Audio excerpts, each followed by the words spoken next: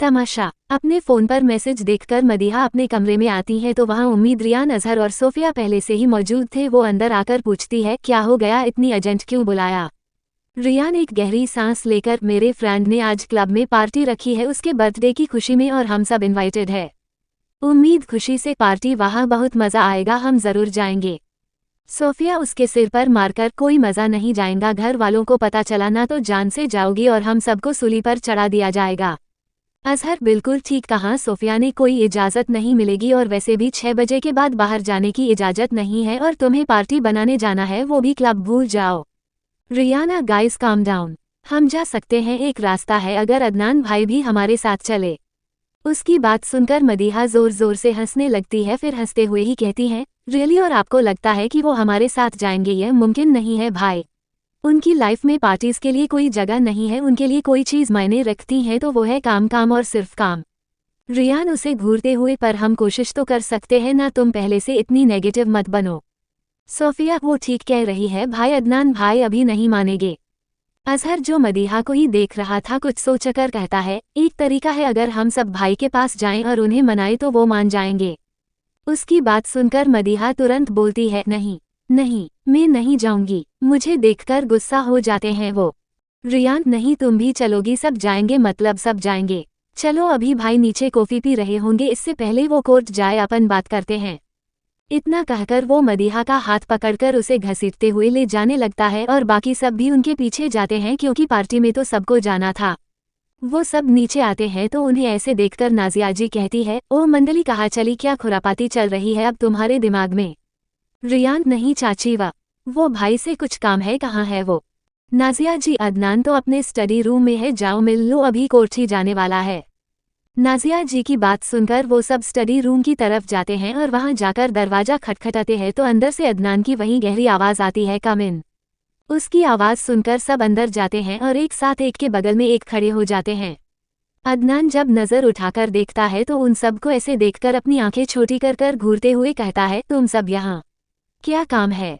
रियान डरते हुए कहता है, वो भाई, दरअसल मेरे एक फ्रेंड ने पार्टी रखी है, हम सब इनवाइटेड है, आप भी चलिए ना हमारे साथ।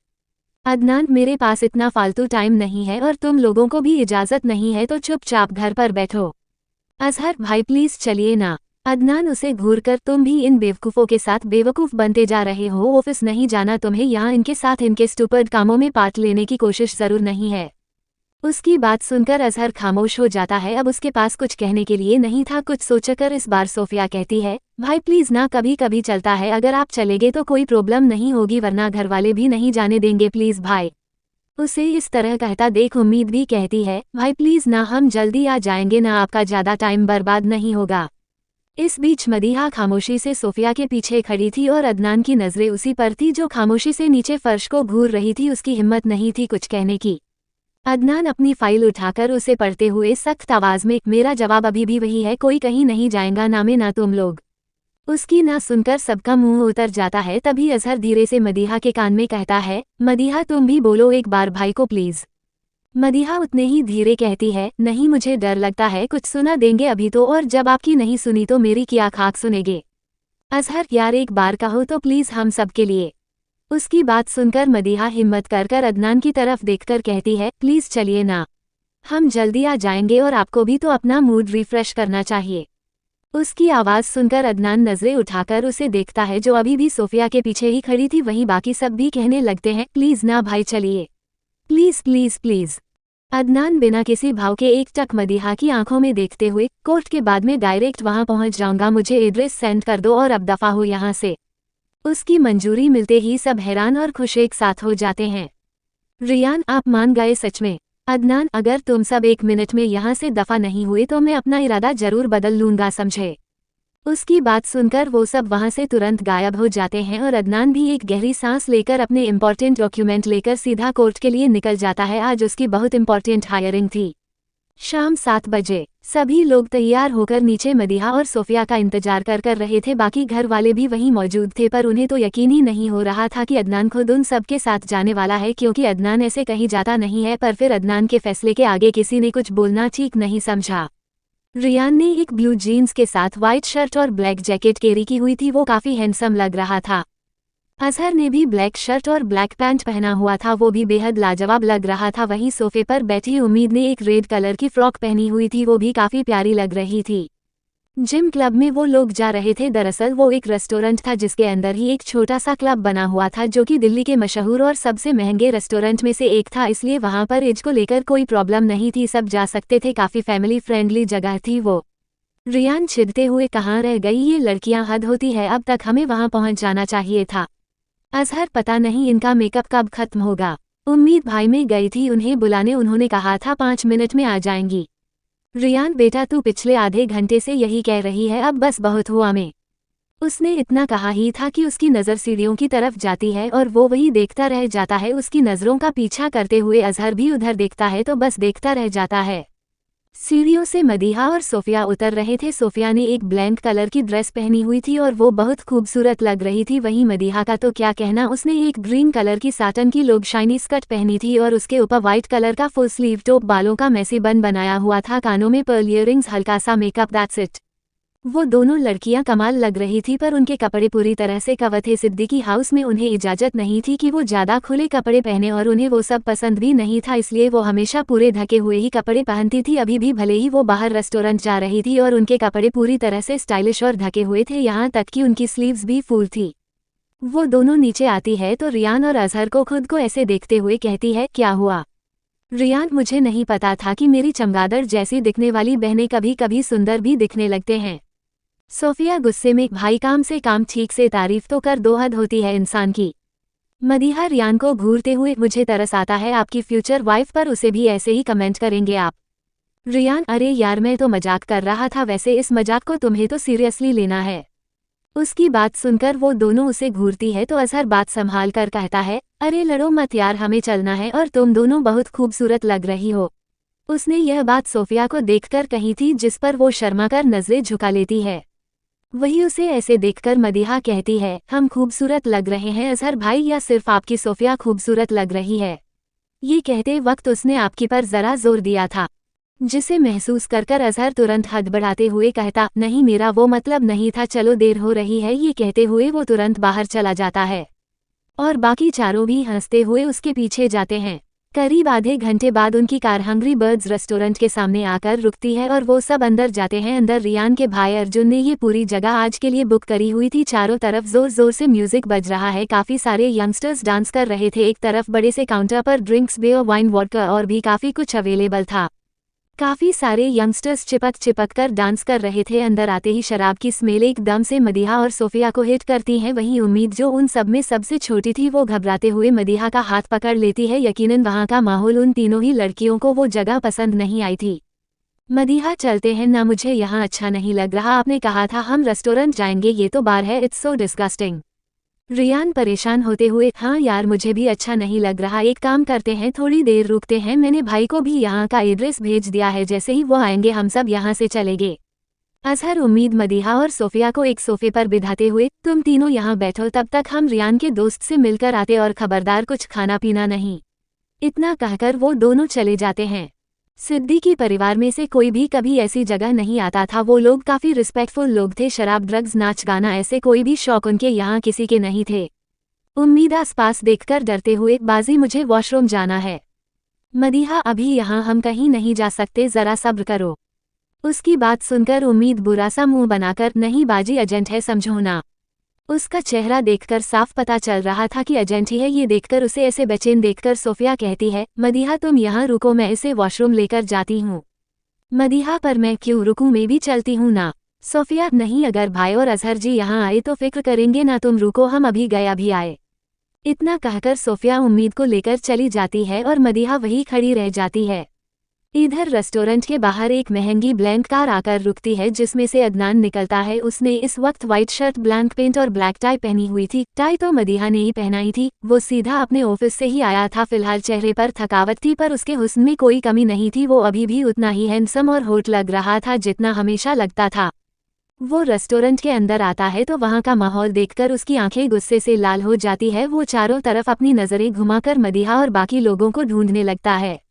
इधर मदीहा वही एक तरफ खड़ी थी कि तभी उसके पीछे कुछ लड़कों का ग्रुप खड़ा हुआ था। उसमें से एक आदमी उसकी पीठ को घूरते हुए कहता है, उफ, क्या लड़की है, खूबसूरत और बेहद हसीन, पीछे से इतनी हॉट है तो आगे से कितनी हॉट होगी, और कपड़ों के साथ इतनी सेक्सी है तो बिना कपड़ों के कितनी सेक्सी होगी। उसके ऐसे भद्दे कमेंट सुनकर मदीहा डर से कांप रही थी। उसे अपने ऊपर उन लोगों की गंदी नजरें साफ महसूस हो रही थी। मदीहा चाहे घर में कितनी ही शैतान हो, पर बाहर अनजान लोगों के बीच वो एक डरपोक और मायूस लड़की थी जो खुद के लिए आवाज भी शायद ना उठा पाए।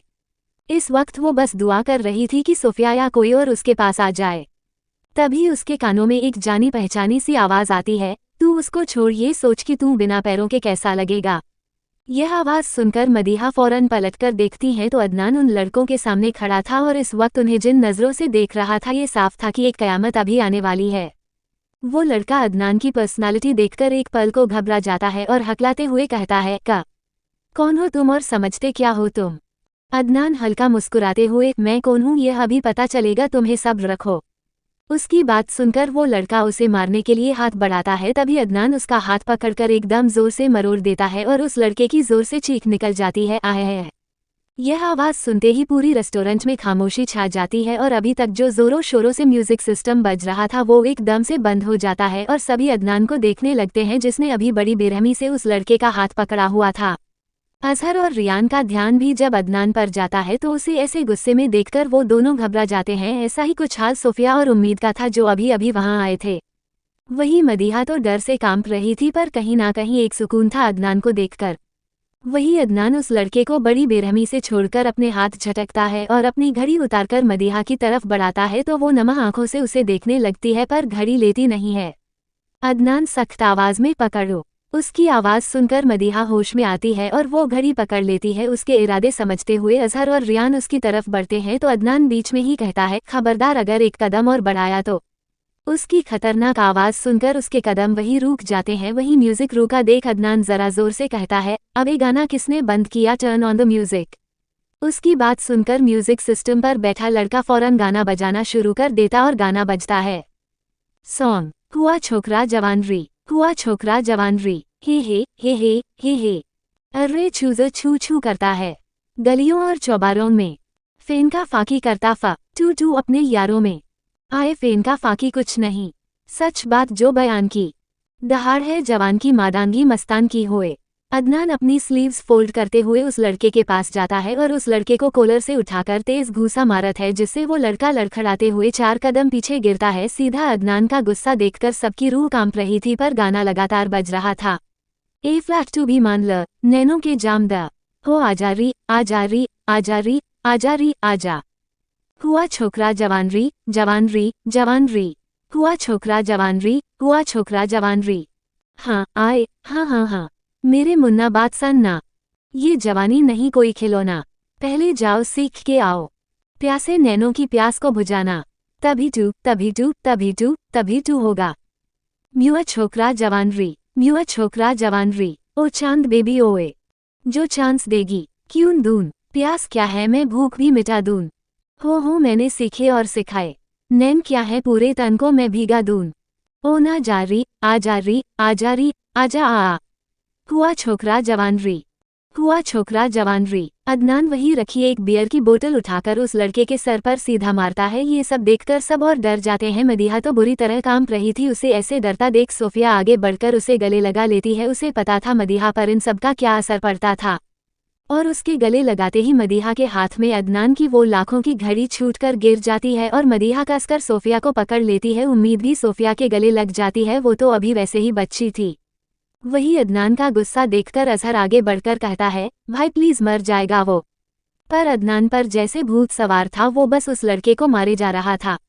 अदनान उसे कॉलर से पकड़कर गुस्से में उसके कान में कहता है, हिम्मत कैसे हुई मेरी मलकियत पर नजर डालने की, मेरी कपकेक को देखने की, how dare you to look at her bloody rascal. उसने ये सब इतने धीरे कहा था कि उस आदमी के अलावा किसी को सुनाई नहीं दिया। इधर मदीहा का रोना बढ़ता जा रहा था। उसे ऐसे देखकर अजहर के दिमाग में कुछ आता है और वो जोर से चिल्लाते हुए कहता है, भाई मदीहा डर रही है।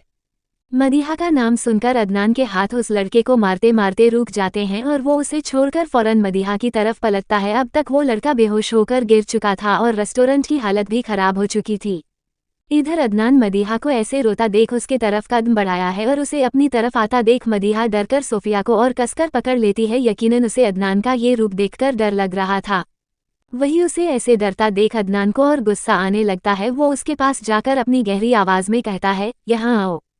पर उसकी बात सुनकर मदीहा जोर जोर से नामे गर्दन हिलाने लगती है और सोफिया को और कसकर पकड़ लेती है। उसका डर समझते हुए सोफिया कहती है, भाई वो डर रही है अभी। इससे आगे वो कुछ नहीं कह पाती क्योंकि अदनान उसे घूर कर देखता है। अदनान दोबारा इस बार जरा तेज आवाज में गुस्से में कहता है, मैंने कहा यहाँ आओ वरना एक बोतल तुम्हारे सिर पर फोड़ूंगा। उसकी धमकी सुनकर मदीहा रोते हुए ही सोफिया से दूर होकर उसके पास जाती है, पर 3 कदम की दूरी पर ही रुककर खड़ी हो जाती है। वही अदनान उसे ऊपर से नीचे तक देखता है। आज वो यकीनन बहुत खूबसूरत लग रही थी, पर उन्हें इन कपड़ों में देखकर अदनान का गुस्सा और बढ़ जाता है। वो गुस्से में ही उसकी तरफ कदम बढ़ाता है। उसे और गुस्से में देखकर मदीहा डरते हुए आंखें बंद कर लेती है और तुरंत पीछे होती है। पर तभी अदनान एक झटके में उसे गोद में उठा लेता है और बाकी सबको देखकर कहता है, सीधा घर। इतना कहकर वो मदीहा को लेकर बाहर की तरफ बढ़ जाता है। वही मदीहा डरते हुए सोफिया को उम्मीद से देख रही थी। जारी है खाना खिलाना। अदनान गाड़ी से सिर टिकाए बैठी शांति से आंखें बंद किए बैठा था और मदीहा मसलसल 15 मिनट से रोए जा रही थी, पर अदनान ने एक बार देखा भी नहीं उसकी तरफ। वो बस रेस्टोरेंट से लाकर उसे पैसेंजर सीट पर बैठाया और खुद ड्राइविंग सीट पर सिर सीट से टिकाए बैठ गया। ना उसके गाड़ी स्टार्ट की ना कुछ कहा। वही उसकी इसी खामोशी से मदीहा डरकर कांप रही थी। अभी अभी ही उसने अदनान के जलवे देखे थे कि कैसे बेरहमी से उसने उस लड़के को मारा था। मदीहा अपनी सीट से चिपकी काफी देर तक रोती रोती जब थक गई तो फिर अपने आप ही चुप हो गई, पर उसका डर अभी भी बरकरार था। वो अभी भी कांप रही थी। उसे चुप होता देख अदनान बिना आंखें खोले वैसे ही आंखें बंद करे सीट से लगे कहता है, मन भर गया या और रोना है। उसकी बात सुनकर मदीहा दोबारा जोर जोर से रोने लगती है। वही उसे ऐसे रोता देख अदनान आंखें खोलकर उसे देखकर एक गहरी सांस लेकर कहता है, रो लो मन भर कर। उसकी बात सुनकर मदीहा की रोने की स्पीड और बढ़ जाती है, पर करीब 10 मिनट बाद मदीहा धीरे धीरे चुप हो जाती है और उसे चुप देखकर अदनान डेस्कबोर्ड पर रखी पानी की बोतल उठाकर उसकी तरफ बढ़ाते हुए कहता है, पी लो, थक गई होगी, कुछ एनर्जी मिल जाएगी, अभी मन नहीं भरा होगा ना रोकर। उसकी बात सुनकर मदीहा उसके हाथ से बोतल ले लेती है क्योंकि वो सच में रो रोकर थक गई थी और उसका गला भी सूख गया था, इसलिए वो चुपचाप पानी पीने लगती है। वही आप उसे थोड़ा रिलैक्स देखकर अदनान कार स्टार्ट करता है और घर की तरफ मोड़ लेता है। कार में मदीहा एकदम चुपचाप बैठी थी, पर अचानक उसे ठंड महसूस होने लगती है। बाहर आज टेम्परेचर काफी कम हो रहा था। अक्टूबर की आखिर के दिनों में ठंड शुरू होना तो लाजमी था, ऊपर से दिल्ली की सर्दी तो उफ माशाल्लाह ही होती है। अदनान एक नज़र उसे देखता है तो उसे ऐसे ठंड से कांपता देख पीछे से अपना कोट उठाकर उसकी तरफ बढ़ाते हुए कहता है, कवर योरसेल्फ। मदीहा हिचकिचाते हुए, नहीं मैं ठीक हूँ। अदनान उसकी ना सुनकर एक गुस्से वाला लुक देकर कहता है, तुम पहन रही हो या मैं पहनाऊं? उसकी आवाज में गुस्से समझकर मदीहा जल्दी से उसका कोट पहने लेती है और अदनान दोबारा कार स्टार्ट करता है। तभी उसे कुछ याद आता है और वो कहता है, कुछ खाया है? उसकी आवाज सुनकर मदीहा ना में सर हिलाती है क्योंकि अब उसे भी याद आता है कि उसने सुबह के बाद से कुछ नहीं खाया था। अदनान उसकी ना सुनकर नागवारी में अपना सिर हिलाता है और गाड़ी एक रेस्टोरेंट की तरफ मोड़ देता है। कुछ देर बाद उसकी कार एक बेहद खूबसूरत रेस्टोरेंट के सामने रुकती है। अदनान कार से निकलकर दूसरी तरफ का दरवाज़ा खोलता है और फिर मदीहा के आगे अपना हाथ बढ़ाकर उसे निकालने का इशारा करता है। तो मदीहा पहले तो उसके बड़े से हाथ को देखती है, फिर हिम्मत कर उसके हाथ में अपना हाथ देकर बाहर उतरती है, पर गाड़ी से उतरते ही उसके हाथ से अपना हाथ तुरंत छुड़ा लेती है। वही उसकी इस हरकत पर अदनान उसे घूर कर देखता है पर कहता कुछ नहीं है। वो दोनों रेस्टोरेंट में आते हैं तो वो ज्यादातर खाली था। अदनान आगे बढ़कर एक सीट पर बैठता है और मदीहा को सामने वाली सीट पर बैठने का इशारा करता है तो वो भी कुछ हिचकिचाकर बैठ जाती है। उनके बैठते ही वहां एक वेटर आकर पूछता है, सर आप क्या लेंगे? उसकी बात सुनकर मदीहा मेन्यू की तरफ हाथ बढ़ाती है, पर उससे पहले ही उसके कान में अदनान की आवाज आती है जो वेटर से कह रहा था, 1 white sauce pasta, 1 chicken burger hamburger and 1 chocolate ice cream. उसका ऑर्डर लेकर वेटर तो चला जाता है, पर मदीहा हैरानी में अपनी बड़ी बड़ी आंखों को और बड़ा कर अदनान को देखने लगती है क्योंकि वो सारा खाना जो अदनान ने ऑर्डर किया था वो मदीहा का फेवरेट था। उसे ऐसे हैरानी में देखकर अदनान अपना फ़ोन स्क्रॉल करते हुए कहता है, अपने छोटे से दिमाग को इतनी तकलीफ देने की ज़रूरत नहीं है, तुम बचपन से यही सब खाती आई हो इसलिए मुझे पता होना कोई बड़ी बात नहीं है। उसकी बात सुनकर मदीहा झेपकर फौरन अपनी नज़रें हटा लेती है। थोड़ी देर बाद वेटर खाने को बड़े सलीके से रखकर चला जाता है और उस डिलिशियस खाने को देखकर मदीहा अपने मन में सोचती है, या अल्लाह, मुझे तो लगा था यह मुझे डांटेंगे, पर ये तो खाना खिला रहे हैं, कहीं खिला पिलाकर हलाल तो नहीं कर देंगे मुझे। इनके इरादे कुछ नेक नहीं लग रहे, मुझे क्या पता मुझे खिलाकर मेरी ही बिरयानी बनाकर खुद खा जाए। इनका कोई भरोसा नहीं है, जब उस लड़के को इतनी बेदर्दी से मार सकते हैं तो मैं तो फिर भी इनको फूटी आंख नहीं सुहाती। वो यही सब सोच रही थी कि उसके कानों में अदनान की सख्त आवाज आती है, मेरे इरादों के बारे में बाद में डिस्कशन करना, फिलहाल खा लो, भूखे को खिलाना सवाब का काम होता है, मैं वही कर रहा हूँ, तो अपने पिद्दी से दिमाग को जरा विराम दो। उसकी बात सुनकर मदीहा जल्दी से खाना खाने लगती है, पर फिर अचानक कुछ सोचकर अदनान से पूछती है, आप नहीं खाएंगे? अदनान बिना उसकी तरफ देखे अपने फ़ोन में मेल्स चेंज करते हुए कहता है, मेरी पसंद इतनी बुरी नहीं है जो ये स्टूपिड सा खाना खाओ। मदीहा अपना सर नीचे करे खाती हुए कहती है, हाँ आपकी पसंद तो बहुत ऑथेंटिक है ना। अदनान उसे घूरते हुए, मेरी पसंद के बारे में सोचना छोड़ दो, क्योंकि जो मुझे पसंद है वो सबसे खास होता है, सबसे मुख्तलिफ, सबसे खूबसूरत। उसकी बात सुनकर मदीहा अजीब सा चेहरा बनाकर कहती है, पर वेजिटेबल सूप, स्टू और सैलड तो इतना अच्छा नहीं होता जितना आप बता रहे हैं। उसकी बात सुनकर अदनान नासमझी में पूछता है, मतलब? मदीहा बर्गर का एक बड़ा बाइट लेते हुए कहती है, आपकी यही तो पसंद है, वेजिटेबल सूप और सैलड, यही घास फूस तो खाते हैं आप। उसकी बात सुनकर अदनान गुस्से में अपनी आंखें बंद कर लेता है, क्योंकि यकीनन वो खाने के बारे में बात नहीं कर रहा था। वो आगे खोलकर उसे घूरते हुए कहता है, तुम सच में निहायत ही बेवकूफ़ हो। उसकी बात सुनकर मदीहा मायूसी से उसे देखती है, फिर वापस खाने लगती है। उसे आदत हो गई थी अदनान से बेइज्जती कराने की। इधर दूसरी तरफ सोफिया और उम्मीद बैक सीट पर बैठी थी और अजहर और रियान आगे। अजहर कार ड्राइव कर रहा था। चारों के चेहरे पर डर था, क्योंकि उन्हें पता था अब अदनान कुछ तो बड़ा करेगा उनके साथ। तभी उम्मीद डरते हुए कहती है, अदनान भाई क्या करेंगे अब हमारे साथ? रियान, जो करेंगे अच्छे नहीं करेंगे। सोफिया कुछ सोचते हुए, पर मुझे एक बात समझ नहीं आई भाई, मदीहा को क्यों अपने साथ ऐसे ले गए? रियान, हाँ यार पता नहीं मदीहा और उनका क्या चलता रहता है, उसको खुद इतना डांटते हैं पर कोई और उसे कुछ कहे ये बर्दाश्त नहीं, उन्हें खुद उसे सजा भी देते हैं पर उसके नाज नखरे भी उठाते हैं, और आज तो एक लड़के का क्या हाल कर दिया। सोफिया, हाँ और यह पहली बार नहीं है, याद है जब मदीहा हाई स्कूल में थी तक एक लड़के ने उसे प्रोपोज कर दिया था, और फिर भाई ने क्या हाल किया था, पूरे 15 फ्रैक्चर आए थे उस लड़के को। अजहर को जब लगता है कि यह लोग ज्यादा डिकॉर्ड करने लगे हैं तो वो बात बदल कर कहता है, मदीहा और भाई को छोड़ो, अपनी सोचो, भाई अपने साथ क्या करेंगे? रियान डरते हुए, आप सही कह रहे हैं भाई। इधर मदीहा और अदनान रेस्टोरेंट से बाहर आकर वापस कार में बैठते हैं और अदनान कार स्टार्ट करता है, पर करीब 15 मिनट बाद अचानक कार रुक जाती है। वो दोबारा स्टार्ट करने की कोशिश करता है तो भी कार स्टार्ट नहीं होती। ये देखकर उसका दिमाग जो पहले से खराब था और खराब होने लगता है, वहीं मदीहा भी उसका बिगड़ता हुआ मूड देख रही थी, पर कहती कुछ नहीं है। इधर अदनान कार से निकलकर कार खोलकर चेक करता है तो कोई वायर टूट गया था, जिसकी वजह से कार से धुआं निकलने लगता है। ये देखकर मदीहा भी बाहर आती है और चुपचाप वहीं खड़ी हो जाती है। अदनान गुस्से में कार पर एक भूसा मारकर कहता है, शिट, आज किस्मत ही खराब है, पहले दिमाग खराब हुआ और अब कार। उसकी बात सुनकर मदीहा खुद में बड़बड़ाती है, जब इंसान ही खराब हो तो किस्मत का क्या दोष? उसे ऐसे बड़बड़ाते देख अदनान उसे घूर कर देखता है तो वो चुपचाप नजरें झुकाए खड़ी हो जाती है। वहीं अदनान घर पर ड्राइवर को फ़ोन करने की कोशिश करता है, पर कोई फ़ोन नहीं उठाता, जिससे उसका माथा और ठनक जाता है और वो चिढ़ते हुए कहता है, किस बात के पैसे देता हूँ इन्हें मैं, जब यह एक फ़ोन तक नहीं उठा सकते। मदीहा, अब हम कैसे जाएंगे? अदनान उसे घूरते हुए, अभी तुम्हारे लिए स्पेसशिप बुलवाता हूँ। मदीहा, नहीं, आप बस एक कार बुला लीजिए। अदनान, कोई कार नहीं आ सकती, हमें घर जाना है तो पैदल ही जाना होगा, ज्यादा दूर नहीं है यहाँ से। मदीहा हैरान होकर, दूर नहीं है, क्या कह रहे हैं आप? 1 किलोमीटर दूर, यह इतना कैसे चलूंगी मैं? अदनान सख्ती से, चुपचाप चलो और अपने इन छोटे छोटे पैरों को यूज में लाओ, कम ऑन। इतना कहकर वो अपना हाथ उसकी तरफ बढ़ा देता है।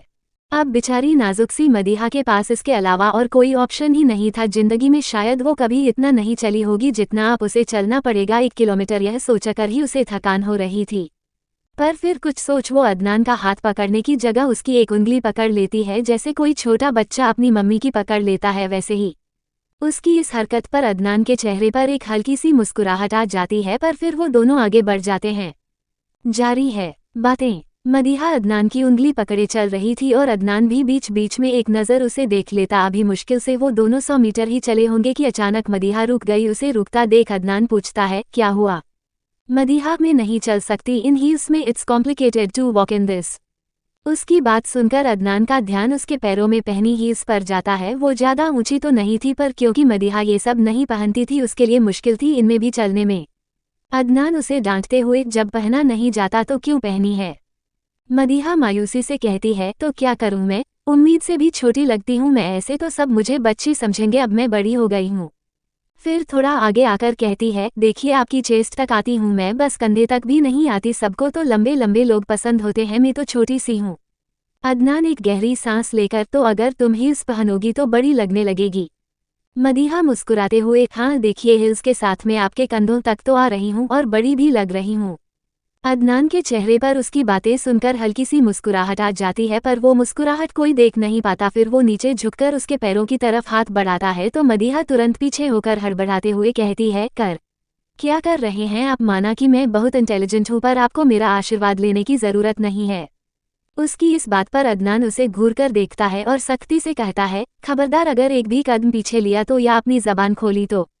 उसकी बात सुनकर मदीहा फौरन अपने मुंह पर एक उंगली रख देती है और उसे सीधा खड़ा देखकर अदनान बड़े आराम से उसके पैरों से हील्स निकालता है। उसे इस वक्त अगर कोई देख ले तो उसे हैरानी से ही हार्ट अटैक आ जाए। अदनान सिद्दीकी, जिसके आगे बड़े से बड़ा जज भी बोलने से पहले सोचता है, जिसकी एक नज़र से लोगों की रूह कांप उठती है, जो कभी किसी से नजरें झुकाकर बात तक नहीं करता, जिसके आगे बड़े से बड़े पॉलिटिशियंस, बिजनेसमैन, क्रिमिनल्स अपने जूते खिस देते हैं सिर्फ एक बार मिलने के लिए, आज वही अदनान सिद्दीकी खुद अपने घुटनों पर बैठा किसी लड़की की सैंडल्स निकाल रहा था।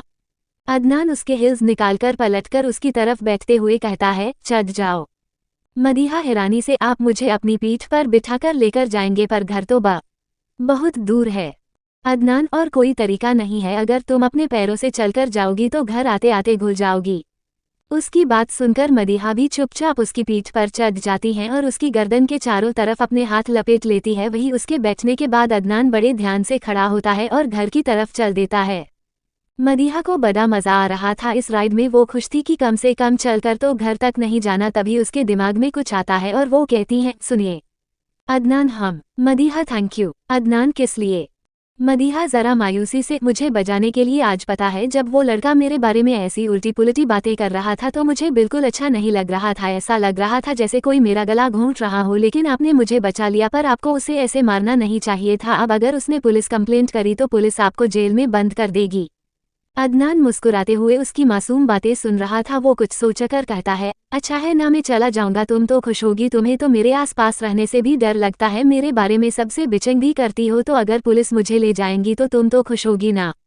उसकी बात सुनकर मदीहा ना में जल्दी जल्दी सर हिलाकर कहती है, हूँ ऐसा नहीं है, आपसे ज़रूर यह सब कुछ उम्मीद ने कहा होगा, मैं तो कभी नहीं करती आपकी बिचिंग, बल्कि मैं तो आपके बारे में अच्छा अच्छा बोलती हूँ सबको कि आप कितने अच्छे हैं, सबसे कितना प्यार करते हैं, कितने समझदार है, कितने डिसिप्लिन में रहते हैं। वो तो सोफिया और उम्मीद है जो आपको खड़ूस स्ट्रिक्ट टकटू कहती है, मैं कभी नहीं कहती, बल्कि मैं तो उन्हें बहुत समझाती हूँ कि आपके बारे में कुछ उल्टा ना बोले, मुझे अच्छा नहीं लगता ना, पर वो मेरी बात नहीं सुनती, सच में आपकी कसम।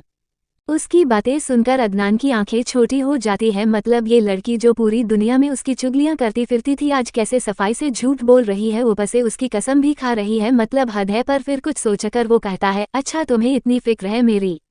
मदीहा, और नहीं तो क्या, आपसे कितना कुछ सीखने को मिलता है मुझे। अदनान, ठीक है, फिर जब पुलिस मुझे पकड़ने आएगी तो मैं तुम्हारा भी नाम ले लूंगा, फिर तुम भी चलना जेल में, वहाँ काफी कुछ सिखाऊंगा तुम्हें। उसकी बात सुनकर मदीहा जल्दी से हड़बड़ाते हुए कहती है, क्या? पर क्यों? मैंने तो कुछ नहीं किया, और अभी तो मेरी बुक भी नहीं छपी, मेरी शादी भी नहीं हुई, और अभी तो मैं अपने आइडिया से भी नहीं मिली, मैं ऐसे कैसे जेल जा सकती हूँ? मैं तो नहीं जाऊंगी आपके साथ। अदनान उसे ऐसे हड़बड़ाते देख मुस्कुरा उठना है। अब उसे नादान को क्या पता कि जिससे पुलिस की धमकी दे रही है वो पूरे सिस्टम को अपनी जेब में रखे घूमता है। अदनान उसकी बात सुनकर कुछ और कहता उससे पहले ही मदीहा दोबारा कहती है, आपको पता है हमारी यूनिवर्सिटी में एक लड़की है, ज़ारा नाम है उसका, बहुत खूबसूरत है वो और बहुत इंटेलिजेंट भी, हमेशा फुल मार्क्स लाती है और भी बहुत कुछ आता है उसे। अदनान चिढ़ते हुए, तो तुम मुझे क्यों बता रही हो? मदीहा, वो आप आए थे ना यूनिवर्सिटी, तब देखा था, उसने आपको कह रही थी कि आप उसे बहुत अच्छे लगे, वैसे तो मुझे वो ज़्यादा पसंद नहीं है, पर आपके लिए बात चलाऊं अगर आप कहें तो। उसकी यह बात सुनकर अदनान का मूड जो अपनी इतना अच्छा था एकदम से बदल जाता है और वो उसे गुस्से में कहता है, तुम्हें मेरे बारे में सोचने की ज़रूरत नहीं है, और तुम्हें हम कॉलेज पढ़ने भेजते हैं या रिश्ते करवाने? बेवकूफ़ लड़की। मदीहा मायूसी से, आप गुस्सा क्यों हो रहे हैं? मैं तो आपके हवाले से सोच रही थी। अब सोचिए कल को आपकी शादी होगी, फिर छोटा बेबी आएगा, कितना मज़ा आएगा, हम ना उसका अच्छा सा नाम रखेंगे। उसकी बात सुनकर अदनान का मन कर रहा था कि अभी उसे यही पटक दे, पर अफसोस दिल इख्तियार में नहीं था। वो चिढ़ते हुए कहता है, तुम चिंता मत करो, मेरे बेबी की जिम्मेदारी पूरी तुम्हारी ही रहेंगी, और रही बात शादी की तो अभी वक्त है उसमें, और तुम्हें ज़्यादा दिमाग चलाने की ज़रूरत नहीं है। तुम वैसे ही इतनी बेवकूफ़ हो, जितनी ज़रूरत हो उतना ही चलाया करो। मदीहा मायूसी से, आप मुझे बेवकूफ़ क्यों बोलते रहते हैं? बड़ी अम्मी कहती है लड़कियों से ऐसे बात नहीं करते, और मैं तो कल किसी और के घर चली जाऊंगी, फिर आप बचताएंगे देखना। उसकी बात सुनकर अब अदनान का सब्र जवाब दे गया था। वो गुस्से में चिल्लाते हुए कहता है, चुप। अब अगर तुमने और बकवास की तो यही कुत्तों के बीच छोड़कर चला जाऊंगा। फुटपाथ के साइड में खड़े जंगली कुत्तों को देखकर कहता है, तुम्हें समझी, और तुम्हें किसी के घर नहीं जाना, इसलिए ज्यादा सपने सजाने की जरूरत नहीं है। अपनी पढ़ाई पर ध्यान दो। अभी कोई फिजिक्स का कॉन्सेप्ट पूछूंगा तो वो तक तो बता नहीं पाओगी तुम, और बकवास देखो कितनी करनी आती है तुम्हें। उसकी डांट सुनकर मदीहा चुप हो जाती है। वो समझ गई थी कि अदनान अपने नोमल कोल्डोरा में आ गया है, इसलिए अब वो चुप रहे तो बेहतर है। ऐसे ही करीब 20 मिनट चलने के बाद जब अदनान को कोई हलचल महसूस नहीं हुई और उसने हल्का सा पीछे देखा तो वो नादान उसके पीठ पर सर रखे उसी से चिपकी सो रही थी। उसे ऐसे सोता देख वो एक गहरी सांस लेकर कहता है, कोई इतना बेवकूफ़ कैसे हो सकता है? जब चुप रहती है तभी अच्छा है, मुंह खोलकर तो कुछ कचरा ही बोलती है। क्या फ़ायदा इतनी रोमांटिक नोवेल पढ़ने का जब दिमाग मटर के दाने जितना भी काम नहीं करता तो। इतना कहकर वो एक गहरी सांस लेकर अपने ब्लूटूथ को ऑन कर किसी को कॉल करता है, और कॉल उठते ही अपनी सख्त आवाज़ में कहता है, कार ले आओ। उसके कहते ही करीब 2 मिनट में ही वहां एक कार आकर रुकती है, और ड्राइवर कार से उतरकर अदनान के लिए बैक डोर खोलता है तो अदनान मदीहा को लिए उसमें बैठ जाता है, और ड्राइवर भी अपनी जगह बैठकर कार स्टार्ट करता है। करीब 10 मिनट बाद अदनान की कार सिद्दीकी हवेली के बारे रुकती है तो अदनान मदीहा को गोद में लिए अंदर जाता है। अब तक सब बड़े अपने कमरे में थे। अदनान बिना परवाह किए मदीहा को लेकर उसके कमरे की तरफ जाता है, जहां सोफिया पहले से मदीहा का इंतजार कर रही थी। उसे ऐसे अदनान की बाहों में देख वो घबराते हुए पूछती है, भाई क्या हुआ इसे? पर अदनान उसे कोई जवाब नहीं देता और उसे अच्छे से लिटाकर ब्लैंकेट से कवर करते हुए बिना सोफिया की तरफ देखे कहता है, सबकी सब मुझे अभी स्टडी रूम में चाहिए। इतना कहकर वो वहां से चला जाता है। वही सोफिया के चेहरे पर डर दिखने लगता है। उसे अदनान की बात का मतलब पता था। 15 मिनट बाद अदनान के स्टडी रूम में सोफिया, उम्मीद, रियान और अजहर सिर झुकाए खड़े थे, और अदनान टेबल से टेक लगाए खड़ा बस एकटक उन्हें घूर रहा था। उसने कुछ नहीं कहा, वो बस उन्हें बिना किसी भाव के घूर रहा था, और उसकी इसी खामोशी से सबको डर लग रहा था। जब वो बहुत देर तक कुछ नहीं कहता तो अजहर कहता है, भाई आई एम सॉरी, हमारी गलती की वजह से। अदनान, सॉरी गलती के लिए होता है, अजहर लापरवाही के लिए नहीं। तुम में से किसी को अंदाजा है क्या हो सकता था? बोलो। रियान, सॉरी भाई वो। अदनान गुस्से में चिल्लाते हुए, मुझे अंदाजा है क्या हो सकता था। उसके ऐसे चिल्लाने पर सब एकदम डर गए। वहीं उसे कुछ न बोलता देख अदनान आगे कहता है, खामोश क्यों हो? इस बार मदीहा की इसमें कोई गलती नहीं है। गलती अगर किसी की है तो वो हो तुम सब, ये जानते हुए भी कि वो कितनी रिस्पॉन्सिबल है। तुमने उसे अकेला छोड़। फिर अजहर के पास जाकर आगे कहता है, मैं काम से कम तुमसे तो ये बिल्कुल एक्सपेक्ट नहीं किया था। सब इरिस्पॉन्सिबल हो सकते हैं पर तुम, I have not expected this from you Azhar. अब तो मुझे खुद के डिसीजन पर शक हो रहा है। अपनी बहन की शादी तुमसे फिक्स कर ठीक किया है मैंने या नहीं? उसकी यह बात सुनकर अजहर हैरानी में अदनान की तरफ देखता है। अदनान कभी सोफिया और अजहर के रिश्ते के बारे में कुछ नहीं बोलता था, पर आज उसके मुंह से ये सुनकर अजहर को रियलाइज हो रहा था कि शायद उसने कोई बहुत बड़ी गलती कर दी है। अदनान, तुम्हें अंदाजा भी है कि क्या हो सकता था? वो लड़के कुछ भी कर सकते थे मदीहा के साथ। अगर मैं वक्त पर ना पहुंचता तो तुम्हें पता है क्या हो सकता था? इस घर की इज्जत कितनी मायने रखती है मेरे लिए, और उससे कहीं ज्यादा इस घर में रहने वाले लोगों की हिफाजत अंदाज है तुम्हें। और मदीहा ही क्यों, सोफिया भी हो सकती थी, उम्मीद भी हो सकती थी। पहली बात तो तुम उन्हें वहां लेकर क्यों गए, और अगर लेकर गए तो वहां का माहौल देखकर तुरंत वापस क्यों नहीं लेकर आए, और ऊपर से उन्हें अकेला भी छोड़कर चले गए। उसकी बात सुनकर अब रेहान और अजहर को एहसास हो रहा था कि उन्होंने कितनी बड़ी गलती कर दी। अगर सच में अदनान नहीं आता और वो लड़के कुछ कर देते तो क्या होता? जारी है। आप लोगों में से कुछ लोगों को लग रहा है कि अदनान और मदीहा तो भाई बहन है, तो उनकी लव स्टोरी कैसे दिखा सकते हैं? तो देखिए, मुस्लिम में कज़न मैरिज बहुत नॉर्मली होती है, तो यह मैरिज पॉसिबल है। चाचा की बेटी से शादी हो सकती है, तो मैं इसलिए उस नजरिया से दिख रही हूँ। अगर आपको थोड़ा भी मुस्लिम फैमिलीज के बारे में नॉलेज होगा तो आपको पता होगा यह नॉर्मल चीज़ है, और साउथ में तो यह बाकी रिलीजन में भी होता है। दूसरा सवाल कि इन दोनों की शादी कब होगी, तो अभी इनकी शादी में 10-15 एपिसोड का टाइम है या शायद उससे भी ज़्यादा, क्योंकि इनकी बीच में शादी से पहले भी काफ़ी सारे रोमांटिक सीन्स लिखना है और भी बहुत कुछ लिखना है, और शादी भी एक धमाके की तरह, मेरी कसम। अदनान की बातें सुनकर सभी का सिर झुका हुआ था। सोफिया को अब खुद पर गुस्सा आ रहा था कि वो क्यों छोड़कर गई मदीहा को। सोफिया भाई, आई एम सॉरी, मेरी गलती है, मुझे उसे ऐसे छोड़कर नहीं जाना चाहिए था।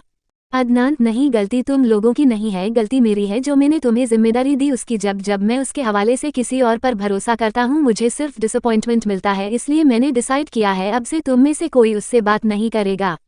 रियान पर भाई। अदनान, कोई बहस नहीं। फिर सोफिया को देखकर कहता है, तुम अपना सामान उसके कमरे से शिफ्ट करो, अब तुम उस कमरे में भी नहीं रहोगी।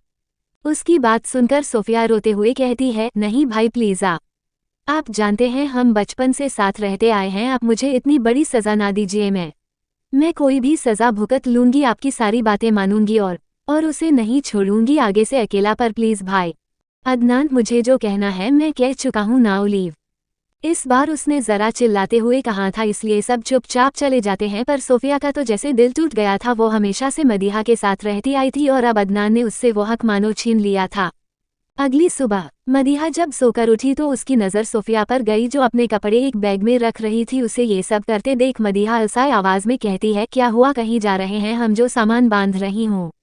सोफिया रुआसी आवाज़ में, हम नहीं, सिर्फ मैं अपना सामान दूसरे कमरे में शिफ्ट कर रही हूँ क्योंकि अब मैं वहीं रहूंगी। उसकी बात सुनकर मदीहा की सारी नींद उड़ जाती है और वो हैरानी से कहती है, क्या, पर क्यों, मैंने तो तुमसे लड़ाई भी नहीं करी, फिर तुम कमरा क्यों छोड़कर जा रही हो। देखो, अगर तुम्हें कोई बात बुरी लगी है तो हम सॉर्ट आउट कर सकते हैं, पर तुम कमरा क्यों चेंज कर रही हो, और तुम्हें पता है ना मुझे तुम्हारे साथ रहने की आदत है और तुम भी तो नहीं रह पाओगी मेरे बिना। सोफिया अपना सामान बेड पर फेंककर मायूसी से कहती है, तो मैं क्या करूं, भाई के ऑर्डर्स है और उन्होंने कहा है कि मैं अजहर जी, उम्मीद या फिर रियान भाई में से कोई तुमसे बात नहीं करेगा, क्योंकि हमारी वजह से कल वो सब हुआ। अगर हम ध्यान देते तो वो लड़का कुछ उल्टा नहीं बोलता। मदीहा, वॉट, पर इसमें तुम लोगों की गलती नहीं है, और वो कौन होते हैं ये बताने वाले कि कौन मुझसे बात करेगा कौन नहीं करेगा, बहुत हो गया उनका, मैं उनसे बात कर आती हूँ, तुम रुको।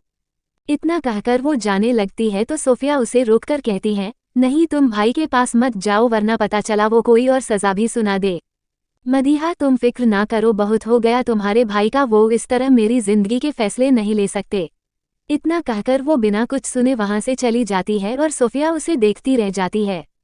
इधर अदनान स्टडी रूम में बैठा कोई सीरियस मीटिंग अटेंड कर रहा था। वहां का माहौल काफी सीरियस था, यकीनन कोई बहुत इंपॉर्टेंट मीटिंग चल रही थी।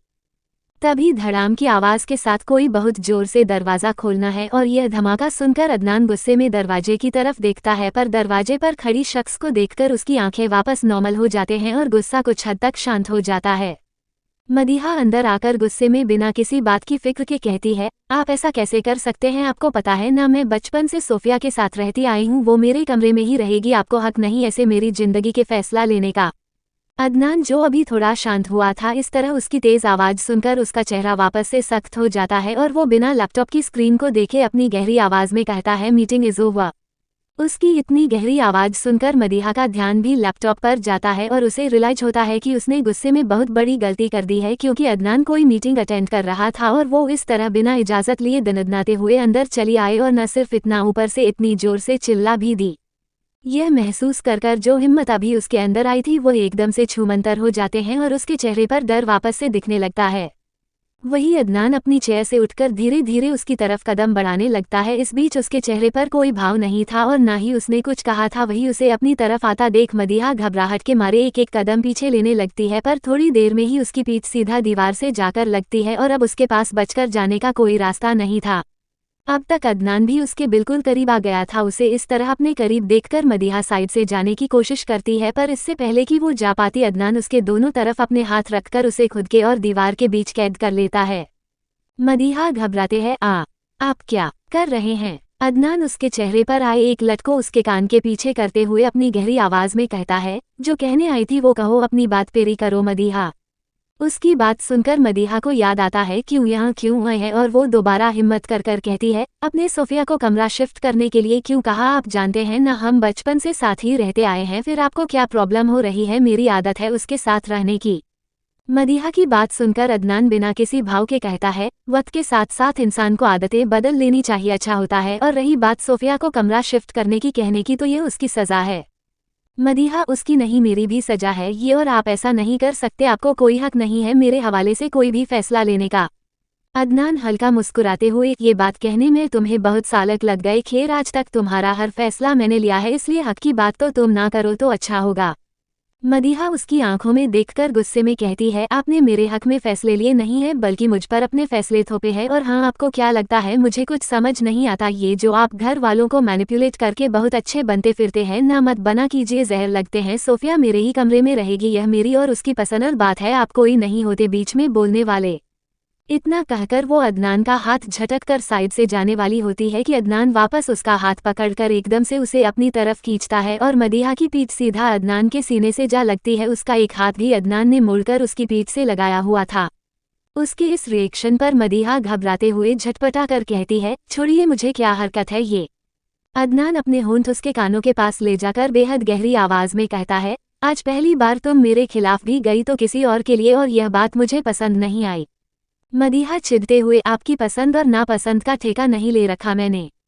उसकी बात सुनकर अदनान हल्का सा मुस्कुराकर उसे एक झटके के साथ छोड़ देता है और उसके ऐसे अचानक छोड़ने पर मदीहा 2 कदम लड़खड़ा कर खुद को संभाल कर खड़ी हो जाती है और हैरानी से उसे देखती है। तो अदनान बड़े आराम से अपने हाथ अपनी पॉकेट में डाले टेबल के पास जाता है और अपनी पीठ उससे लगाकर खड़े होते हुए अपने पैरों को क्रॉस कर कर कहता है, तुमने ठीक कहा, मेरी पसंद का ठेका तुमने नहीं ले रखा, ठीक उसी तरह तुम्हारी पसंद का ठेका भी मैंने नहीं ले रखा। तुम्हें सोफिया को अपने कमरे में रखना है ना, तो जाओ मना लो उसे, अगर मेरे फैसले के खिलाफ जाकर वो तुम्हारे साथ रुक जाए तो मेरा नाम भी अदनान सिद्दीकी नहीं। उसकी इस बात पर मदीहा का सारा हौसला धरा का धरा रह जाता है, क्योंकि उसे पता था जब तक अदनान खुद सोफिया को इजाजत नहीं दे देता वो कभी उसकी बात नहीं मानेगी। अब भाई अदनान का ओरा कुछ ऐसा था। यही सब सोचकर वो हल्की नाराजगी से चिढ़ते हुए कहती है, आप बहुत बुरे हैं, बहुत बहुत बहुत बहुत बहुत बहुत बुरे। अदनान मुस्कुराते हुए, पता है कुछ नया बताऊं। उसे ऐसे चिल देकर मदीहा को और गुस्सा आ जाता है, पर फिलहाल उसे शांति से काम लेना था, इसलिए वो एक गहरी सांस लेकर अपना गुस्सा शांत करके बेहद प्यार से कहती है, आप ऐसा क्यों कर रहे हैं, प्लीज उसे मेरे कमरे में रहने दीजिए ना, अभी 1-2 साल में उसकी शादी हो जाएगी, फिर तो वैसे ही हमने अलग अलग कमरों में रहना है। अदनान, तुम दोनों का बस चले तो शादी के बाद भी तुम दोनों एक ही कमरे में रहो। खैर मैं जो कर रहा हूँ वो उसकी सजा है, कल उसने भी बहुत बड़ी गैर जिम्मेदारी की थी और पहले भी वही कर चुकी है। पहले उसकी गलती की वजह से तुम लाइब्रेरी में बंद हुई और कल वो तुम्हें अकेला छोड़कर चली गई। मेरी बहन है इसलिए उसे कोई सजा नहीं दे सकता, तो बस तुमसे दूर कर रहा हूँ। मदीहा, पर आप ऐसा नहीं कर सकते, आप उसे मुझसे दूर नहीं कर सकते, मैं बता रही हूँ। अदनान, मैं कर सकता हूँ और मैं और भी बहुत कुछ कर सकता हूँ, गनीमत मानो कि मैंने अभी कुछ किया नहीं है। इतना कहकर वो स्टडी रूम से बाहर जाने वाला होता है कि तभी उसके कानों में मदीहा की आवाज पड़ती है और उसके कदम वहीं रुक जाते हैं। मदीहा, आपको मेरी कसम, सोफिया को रहने दीजिए मेरे कमरे में। उसकी बात सुनकर अदनान गुस्से में उसकी तरफ देखता है तो मदीहा जल्दी से कहती है, देखिए अम्मी कहती हैं अगर कोई कसम तोड़ता है तो जिसकी कसम होती है वो मर जाता है, अब अगर आपने मेरी कसम तोड़ी तो मैं मर जाऊंगी। उसकी यह बात सुनकर अदनान की आंखें गुस्से में लाल हो गई थी। वो मदीहा के पास जाकर उसे उसकी बाजुओं से पकड़कर बुरी तरह झंझोरते हुए कहता है, हिम्मत कैसे हुई ऐसी बकवास करने की।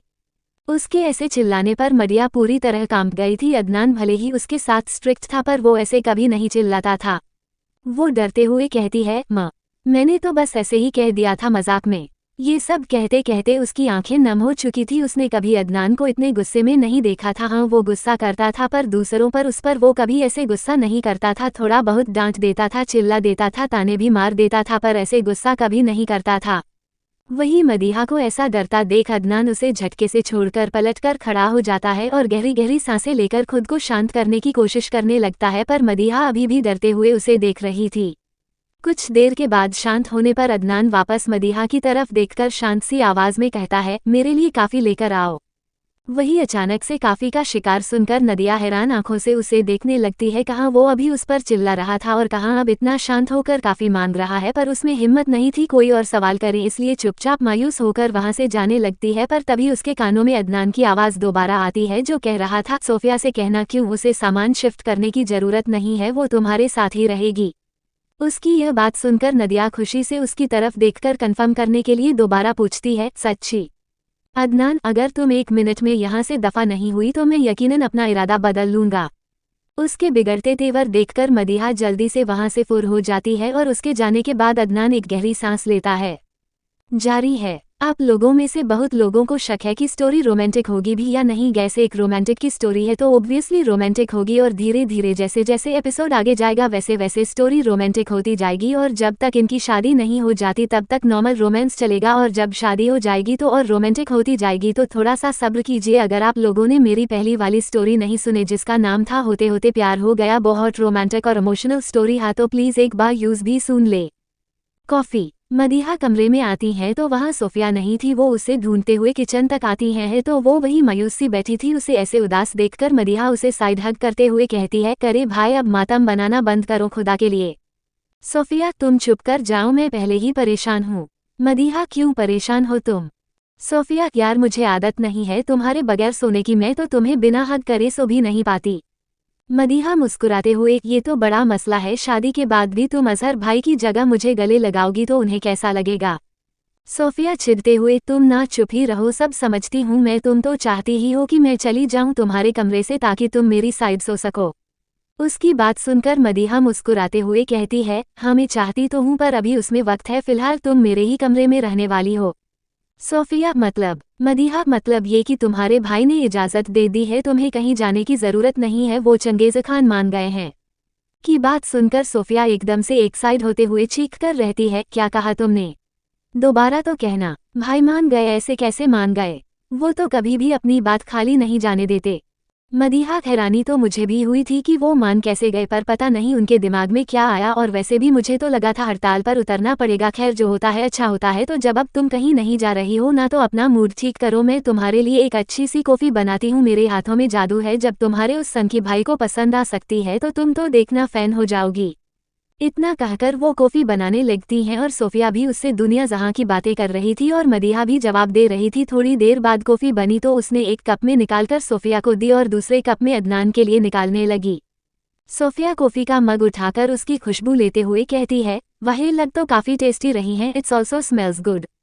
इतना कहकर वो मुस्कुराते हुए एक सिप लेती है, पर पहला सिप लेते ही उसके एक्सप्रेशन बदल जाते हैं और वो मग वहीं रखकर तेजी से वॉश बेसिन की तरफ भागती है और सारी कॉफ़ी उगलकर जोर जोर से खांसते हुए कहती है, यक मदीहा, क्या है ये? मदीहा उसके पास जाकर उसकी पीठ थपथपाते हुए फिक्र के साथ कहती है, क्या हुआ? कॉफ़ी पसंद नहीं आई? सोफिया चिढ़ते हुए, कॉफ़ी या जहन, ये कितनी बुरी है, एक बार ज़रा खुद पीकर देखो। उसकी बात सुनकर मदीहा मग उठाकर एक सिप लेती है तो तुरंत उगल देती है और कहती है, ये तो बहुत बुरी है। सोफिया गुस्से में, अब जब शक्कर की जगह नमक डालोगी तो यही होगा, और तुम भाई को ये कॉफ़ी पिलाने वाली थी? मदीहा कुछ हिचकिचाते हुए, पर मैं तो उन्हें पिछले 3 दिनों से ऐसी ही कॉफ़ी बनाकर पिला रही थी। मुझे अम्मी ने कहा था कि जार में पिसी हुई शक्कर रखी है, मुझे क्या पता था कि वो शक्कर नहीं नमक है।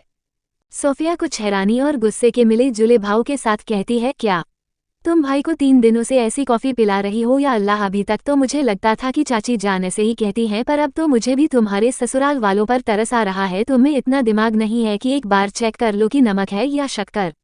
मदीहा मायूसी से, हाँ तो इसमें मेरी क्या गलती? वो भी तो कह सकते थे ना कि मुझसे थोड़ी सी गलती हो गई, पर वो तो चुपचाप पी लेते थे, कुछ कहते ही नहीं थे, तो मुझे पता ही नहीं चला, और मैं तो जिंदगी में पहली बार कॉफ़ी बनाई थी, जैसी बनी बना दी। मदीहा को ऐसे मायूस देकर सोफिया कुछ शांत होती है। उसे भी पता था कि मदीहा से तो पानी तक उबाला नहीं जा सकता, क्योंकि उसने कभी किचन में कुछ काम ही नहीं किया था, इसलिए वो कुछ सोचते हुए कहती है, अच्छा कोई बात नहीं, एक काम करते हैं, आज मैं कॉफ़ी बना देती हूँ, तुम देखकर सीख लो, ठीक है? क्योंकि भाई की कॉफ़ी का वक्त होने वाला है। मदीहा, पर अगर उन्हें पता चल गया तो मैं तो रोज़ इतनी बुरी कॉफ़ी बनाती हूँ, तुम इतनी अच्छी बनाओगी फिर? सोफिया, अरे वो कुछ नहीं कहेंगे, उन्हें तो सिर्फ कॉफ़ी से मतलब है, और अगर कुछ कहे तो कह देना कि मैंने बनाई है, क्योंकि तुम्हें ठीक से बनानी नहीं आती। उसकी बात मदीहा को भी कुछ ठीक लगती है तो वो भी चुपचाप उसे देखने लगती है और सोफिया उसे एक एक कर सारे स्टेप्स बता रही थी कॉफ़ी बनाने के। कुछ देर बाद जब कॉफ़ी बनकर तैयार हो जाती है तो सोफिया उसे एक मग में निकालकर मदीहा की तरफ बढ़ाते हुए कहती है, लो ले जाओ भाई पास। मदीहा उसके हाथ से मग लेकर सीधा अदनान के स्टडी रूम की तरफ चली जाती है, क्योंकि फिलहाल वो वही था। स्टडी रूम के बाहर पहुंचकर इस बार बकायदा दरवाज़ा खटखटाती है, पिछली बार की तरह सीधा अंदर नहीं घुसी चली जाती है। अंदर से अदनान की मंजूरी मिलने पर ही वो अंदर जाती है और बिना उसकी तरफ देखे नजरें झुकाए ही कॉफ़ी मग टेबल पर रखकर चुपचाप खड़ी हो जाती है, क्योंकि जब तक अदनान उसे जाने की इजाज़त नहीं दे देता उसे जाना अलाउड नहीं था। वही अदनान उसे देखते हुए ही कॉफी का मग उठाकर जैसे ही पहली सिप लेता है उसका चेहरा काला पड़ जाता है और वो अपनी सख्त आवाज में मदीहा को घूरते हुए कहता है, किसने बनाई है ये कॉफी। मदीहा इसकी सख्त आवाज सुनकर कुछ हिचकिचाते हुए कहने की कोशिश करती है, वो दरअसल मैं। अदनान उसकी बात काटकर दोबारा वैसे ही सख्त अंदाज में कहता है, मैंने पूछा किसने बनाई है ये तो सीधा सीधा जवाब दो और खबरदार जो झूठ बोला तो। मदीहा सोफिया ने अदनान मग टेबल पर रखकर कॉफी वैसे ही छोड़ते हुए कहता है, और मैंने किसे कहा था कॉफी बनाने के लिए। मदीहा सिर झुकाए ही कहती है, मुझे। अदनान, तो फिर कॉफी किसे बनानी चाहिए थी। मदीहा, मुझे। अदनान, फिर तुमने सोफिया से क्यों बनवाई। मदीहा नाराजगी से, क्योंकि मुझे ठीक से बनानी नहीं आती। मैं आपको 3 दिन से शक्कर की जगह नमक की कॉफी पिला रही हूँ और मुझे सब समझ आ रहा है कि क्यों आपने मुझे ये बात नहीं बताई। अदनान अपनी आईब्राव सिकोड़ते हुए, अच्छा जरा मुझे भी बताओ कि मैंने तुम्हें क्यों नहीं बताया। मदीहा, इसलिए ताकि आप सब लोगों में मुझे बदनाम कर सके और सबको ये बताकर मेरा मजाक उड़ाए कि मुझे कॉफी तक बनानी नहीं आती। आप तो है ही बुरे। अदनान उसकी बात सुनकर गुस्से में उसे घूरकर कहता है, मैं कैसा हूँ ये तो छोड़ो, पर तुम निहायती बेवकूफ़ हो, इसमें कोई शक नहीं है। तुम एक काम करो, यहाँ से दफ़ा हो जाओ, क्योंकि तुमसे समझदारी की उम्मीद तो मैंने करना ही छोड़ दिया है। और हाँ, आज के बाद अगर तुमने किसी और से कॉफ़ी बनवाई तो कसम से मैं तुम्हें हवेली की सबसे ऊंची छत से नीचे पटक दूंगा। मदीहा उसकी धमकी सुनकर जरा हिचकिचाते हुए कहती है, और ऐसा करने के बाद आप बचेंगे भी नहीं, पूरी जिंदगी जेल में चक्की पीसेंगे आप। अदनान गुस्से में चिल्लाते हुए, तुम सीधा सीधा जा रही हो या मैं कुछ करूं। मदीहा, जा रही हूं। इतना कहकर वह जल्दी जल्दी वहां से जाते हुए खुद से बड़बड़ाती है, हाँ बहुत ताजमहल बना रखा है ना इन्होंने, जो मुझे यहाँ रुकने का शौक है भाड़ में जाए ये और इनका कमरा। इतना कहते हुए वह कहाँ से भाग जाती है, पर अदनान ने उसकी सारी बातें सुन ली थी और वो बस गुस्से से उसे घूरता रह जाता है। ऐसे ही कुछ घंटे बीत जाते हैं और रात के वक्त डिनर के टाइम सब लोग दैनिक टेबल पर बैठ आराम से अपना डिनर ही कर रहे थे कि तभी दादी कहती है, कल हम सबको मिस्टर खान के यहाँ शादी में जाना है, याद है ना। कोई कुछ कहता है, उससे पहले ही अदनान अपना खाना खाते हुए ही कहता है, दादी मुझे कुछ काम है, मैं नहीं आ पाऊंगा। रुखसार जी, बेटा मैंने पूछा नहीं है, बताया है कि सबको जाना है, इसका मतलब जाना है। और वैसे भी तुम शादी की बात को मना कर कर मेरा दिल हर बार तो तोड़ ही देते हो, कम से कम इसी बार मेरा दिल रख लो। शादी नहीं कर रहे हो तो कम से कम शादी में चलो तो। सहीर जी, हाँ बेटा, तुम जानते हो ना मिस्टर खान की कितनी अच्छी दोस्ती थी तुम्हारे दादाजी के साथ, हम सबको जाना चाहिए, पिछली बार हम जा नहीं पाए थे। अदनान, अब्बू मुझे फालतू लोगों से मिलना पसंद नहीं और ना ही मेरे पास इतना टाइम है जो मैं ऐसी सोशल गैदरिंग अटेंड करता फिरूं, आप लोगों को जाना चाहिए, मुझसे उम्मीद मत रखिए। उसकी बात सुनकर सब थोड़े मायूस हो जाते हैं, पर सबको पता था अदनान से जबरदस्ती कोई काम नहीं करवाया जा सकता। वही मदीहा, वो तो काफ़ी एक्साइटेड थी, उसे बहुत पसंद था शादियों में जाना। वो कुछ सोचकर मुस्कुराते हुए कहती है, मैं तो जरूर जाऊंगी, कितना टाइम हो गया किसी शादी में नहीं गए, कितना मज़ा आएगा वहाँ पर, इतने सारे लोग होंगे, सुंदर सुंदर कपड़े पहनेंगे, हम सब डांस करेंगे और लजीज खाना खाएंगे, मुझे तो बहुत पसंद है ऐसे फंक्शंस। उसे ऐसे एक्साइट देख सब मुस्कुराने से खुद को रोक नहीं पाते। वहीं उसे ऐसे खुश देखकर अदनान की नज़रें भी उस पर ठहर जाती है, पर उसके दिमाग में क्या चल रहा था ये किसी को नहीं पता था। जारी है यास्मिन एंड रियान। दूसरे दिन शाम का वक्त, सभी शादी में जाने के लिए हॉल में मौजूद थे। अदनान का कुछ पता नहीं था कि वो कहाँ है, खैर उसने पहले ही कह रखा था कि वो शादी में नहीं जाएगा तो किसी को उससे कोई उम्मीद थी भी नहीं। बाकी सब हॉल में ही थे सिवाय मदीहा और सोफिया के, वो अभी तक तैयार नहीं हुई थी। सहीर जी, शिफा जी जरा जाकर देखिए बच्चियां आई नहीं, अभी तक बहुत देर हो गई है, जाना भी है। उनकी बात सुनकर शिफा जी सीढ़ियों की तरफ बढ़ी ही थी कि तभी ऊपर से मदीहा और सोफिया उतरते हुए दिखती हैं। सोफिया ने एक लाल और ग्रीन कलर का फरोक सूट पहना था, बालों को कर्ल किया हुआ था, कानों में झुमके और माथे पर टीका, वो बहुत ही एलिगेंट लग रही थी। वहीं दूसरी तरफ मदीहा ने एक सफ़ेद और गोल्डन कलर का शरारा कुर्ता पहना हुआ था जिसके बड़े से दुपट्टे में खूब सारा गोल्डन वर्क था, बाल तो उसके थे ही स्ट्रेट इसलिए उसे वैसे ही छोड़ा हुआ था, और कानों में गोल्डन झुमके, हल्का सा मेकअप और रेड लिपस्टिक, और वो बिल्कुल कातिलाना लग रही थी। वो दोनों नीचे आई तो शिफा जी उनकी बलाएं लेते हुए कहती है, माशाल्लाह बहुत खूबसूरत लग रही है मेरी बच्चियाँ। उम्मीद उनके पास आकर नाराज़गी से कहती है, मुमानी में नहीं लग रही खूबसूरत। शिफा जी उसके गाल खींचते हुए, तुम तो सबसे प्यारी लग रही हो मेरी गुड़िया। उनकी बात सुनकर सब मुस्कुरा देते हैं। वहीं अजहन तो एक टक बस सोफिया को देखे जा रहा था अपना मुंह खोलकर, और उसे ऐसे देखकर रियान उसके कान में कहता है, भाई जरा आराम से नज़र लगाना है क्या मेरी बहन को। उसकी बात सुनकर अजहन हड़बड़ाते हुए अपनी नज़रें हटाकर कहता है, ऐसा कुछ नहीं है जैसा तुम सोच रहे हो। उसे ऐसे हड़बड़ाते देख रियान मुस्कुराता है, फिर मदीहा और सोफिया के पास जाकर सोफिया को देखकर कहता है, सोफिया मदीहा कहाँ है, लेट हो रहा है। उसकी बात सुनकर मदीहा उसे घूरकर कहती है, आपको दिखाई नहीं दे रही मैं इतनी बड़ी। उसे देखकर रियान नौटंकी करते हुए कहता है, मदीहा मैंने तो पहचान ही नहीं, वही मैं कहूँ ये खूबसूरत लड़की कौन आ गई है घर में, पर ये तो तुम हो, मतलब मेकअप भी क्या कमाल की चीज़ है, 2.5 किलो मेकअप लगा के कोई भी खूबसूरत बन सकता है। उसकी बात सुनकर मदीहा चिढ़कर कहती हैं, आपका क्या मतलब है, मैं खूबसूरत नहीं हूँ। शिफा जी रियान का कान मरोड़ते हुए उसे डांटते हुए कहती है, ऐसे बात करते हैं, छोटी है तुमसे। रियान आए है, अम्मी छोड़िए, मैं तो मजाक कर रहा था। उनकी ऐसी मस्ती मजाक देखकर सहीर जी कहते हैं, अच्छा चलो बहुत हो गया मजाक, अब चलना है, वैसे ही हमें देर हो रही है। उनकी बात सुनकर सभी हाँ में सिर हिलाकर सब निकल जाते हैं। इधर करीब 1 घंटे बाद अदनान की कार हवेली के बाहर आकर रुकती है। वो अपनी स्लीव्स फोल्ड करते हुए अंदर आता है तो वहाँ कोई नहीं था, चारों तरफ खामोशी थी। वो एक नज़र चारों तरफ घुमाता है और वहीं खड़े एक मुलाजिम से पूछता है, सब लोग कहाँ हैं, घर इतना खाली खाली क्यों है। मुलाजिम सिर झुकाए हुए कहता है, साहब हो घर के सभी लोग किसी शादी में गए थे, बड़ी मेम साहब कहकर गई थी कि आप आए तो आपका खाना लगा दूं। अदनान को उसकी बात सुनकर याद आता है कि कल सबने उसे भी शादी में जाने के लिए कहा था, पर उसने तो पहले ही साफ मना कर दिया था। वो मुलाजिम से बिना कुछ कहे सीधा ऊपर सीढ़ियों की तरफ चला जाता है और जब वो फर्स्ट फ्लोर पर पहुंचता है तब सबसे पहले उसकी नज़र मदीहा और सोफिया के कमरे की तरफ जाती है जो कि बाहर से बंद था। उस कमरे को देखकर उसकी आंखों में मदीहा का वही एक साइड चेहरा आ जाता है जो कल शाम को डिनर करते वक्त था जब वो शादी के बारे में बता रही थी। कुछ सोचकर वो सीधा अपने कमरे की तरफ चला जाता है। करीब 30 मिनट बाद वह वापस सीढ़ियों से उतरता हुआ नीचे आता है, पर इस वक्त उसने एक सफ़ेद रंग का शलवार कुर्ता पहना हुआ था जिसके ऊपर क्रीम कलर की बास्केट जैकेट थी। हाथों में कोई महंगी घड़ी, बालों को बड़े अच्छे से सेट किया हुआ था और वो देखने में बेहद हैंडसम लग रहा था, बिल्कुल इंडियन ट्रेडिशनल मुंडा। वो नीचे आकर सीधा बाहर की तरफ जाने लगता है। तभी वो मुलाजिम हिम्मत कर उससे पूछता है, साहब मालकिन ने आपके लिए खाना लगाने को कहा था, आप कहाँ जा रहे हैं, वो गुस्सा करेगी मुझ पर। अदनान बिना उसकी तरफ ध्यान दिए बाहर जाते हुए सिर्फ इतना कहता है, शादी में। बाहर आकर वह अपनी कार में बैठता है और सीधा कार हवेली के बाहर की तरफ दौड़ा देता है।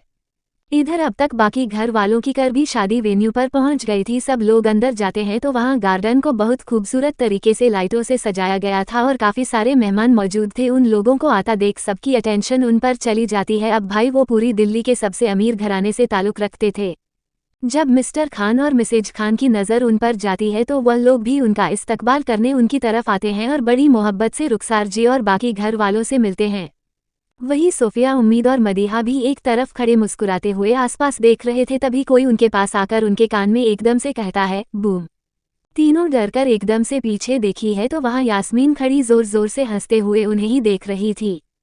मदीहा गुस्से में, तुमने क्या हमको मारना का इरादा बना लिया है या फिर शादी वाले घर को मातम वाले घर में बदलना है, जो ऐसे डरा रही हो, अभी हार्ट अटैक वॉट अटैक आ जाता तो। अपनी अम्मी अब्बू की लौटी औलाद हूँ मैं, तुमसे जिम्मेदारी लेती।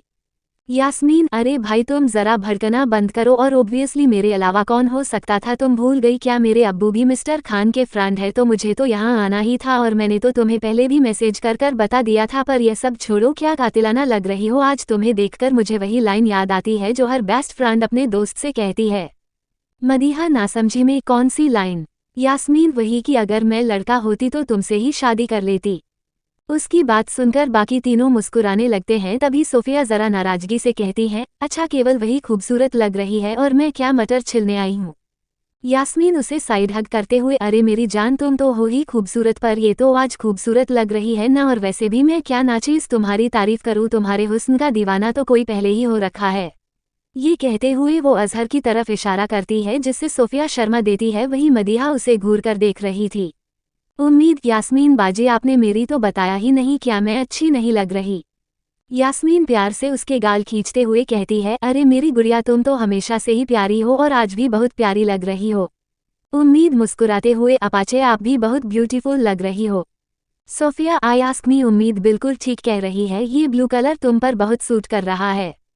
मदीहा, वैसे मैं कहना तो नहीं चाहती पर तुम भी बहुत खूबसूरत लग रही हो, जो तुम हमेशा नहीं लगती। उसकी बात सुनकर यास्मीन सिर्फ मुस्कुरा देता हूँ क्योंकि उसे पता था मदीहा अपना बदला लेकर छोड़ती है।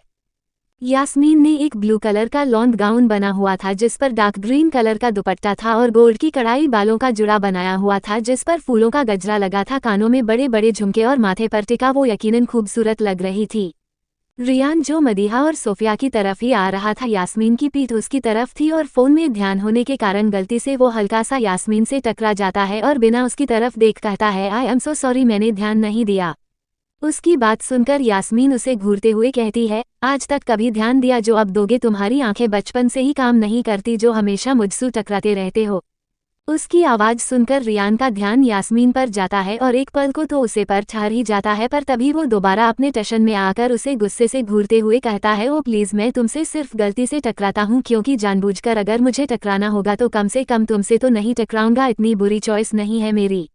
यास्मीन गुस्से में, तुमने बिल्कुल सही कहा, पर मुझे तुम्हारी चॉइस बनना भी नहीं है और तुम्हारी चॉइस तो है ही बेकार। मुझे अभी भी याद है तुम्हारी उन एक्सेस गर्लफ्रेंड के नाम क्या था? हाँ, मरियम, कियारा, जानवी, सारा। रियान मुस्कुराते हुए, अरे वाह, तुम्हें तो सब पता है, मेरे बारे में जासूसी करती फिरती हो क्या? यास्मीन मुस्कुराते हुए, तुम्हारी किस्से तो मुझे उड़ते उड़ते सुनाई देते हैं, वरना इतनी बुरी चॉइस नहीं है मेरी जो तुम्हारी जासूसी करूं। उसकी बात सुनकर अब चिढ़ने की बारी रेहान की थी।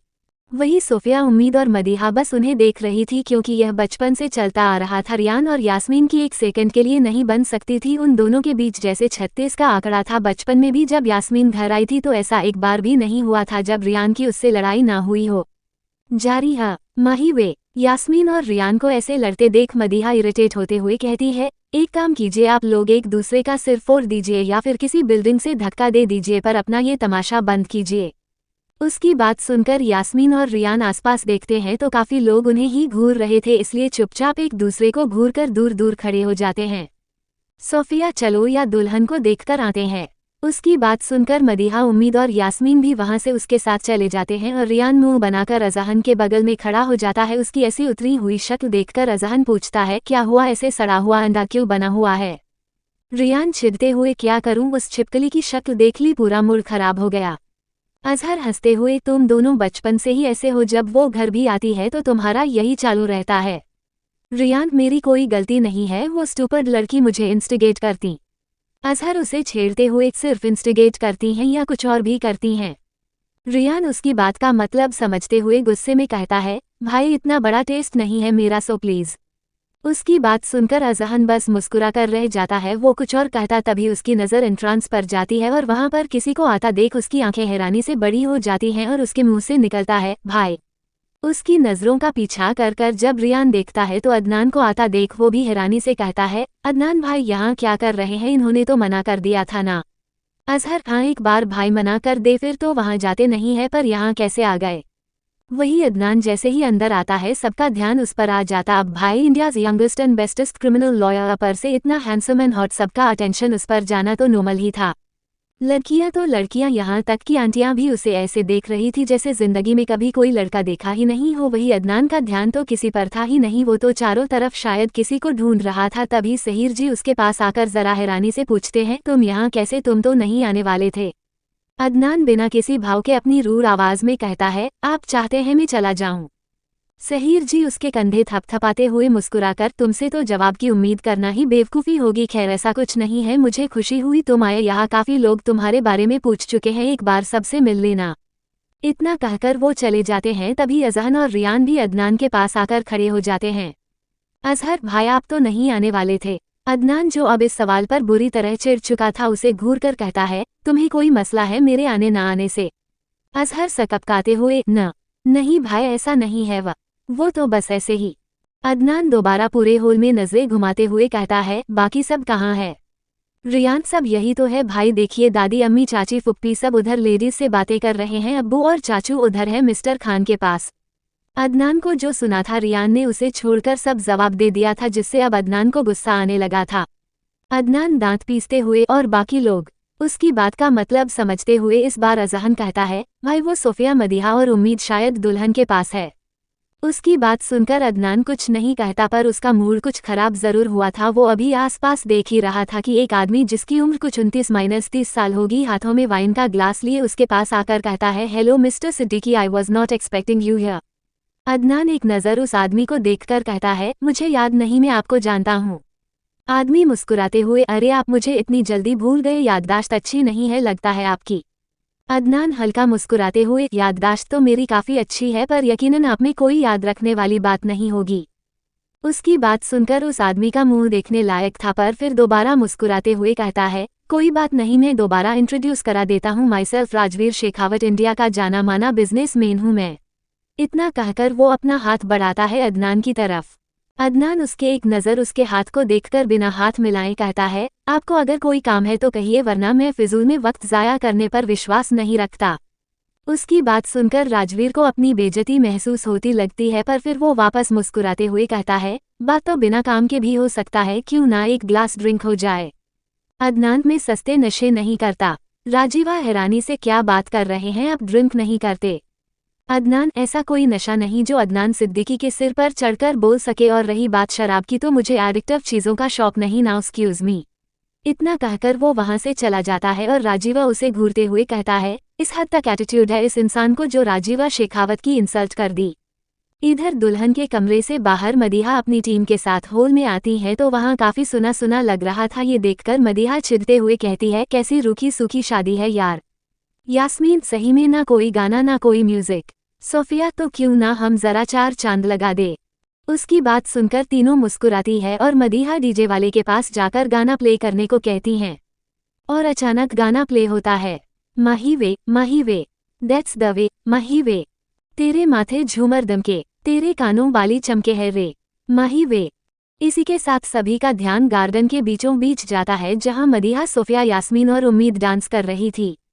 तेरे हाथों कंगना खनके, तेरे पैरों पायल छनके है रे, माही वे। नैनों से बोले रब्बा रब्बा, मन में डोले रब्बा रब्बा, अमृत भोले रब्बा रब्बा, तू सुनिए। जिंद माही वे, सोनी सोनी आजा माही वे।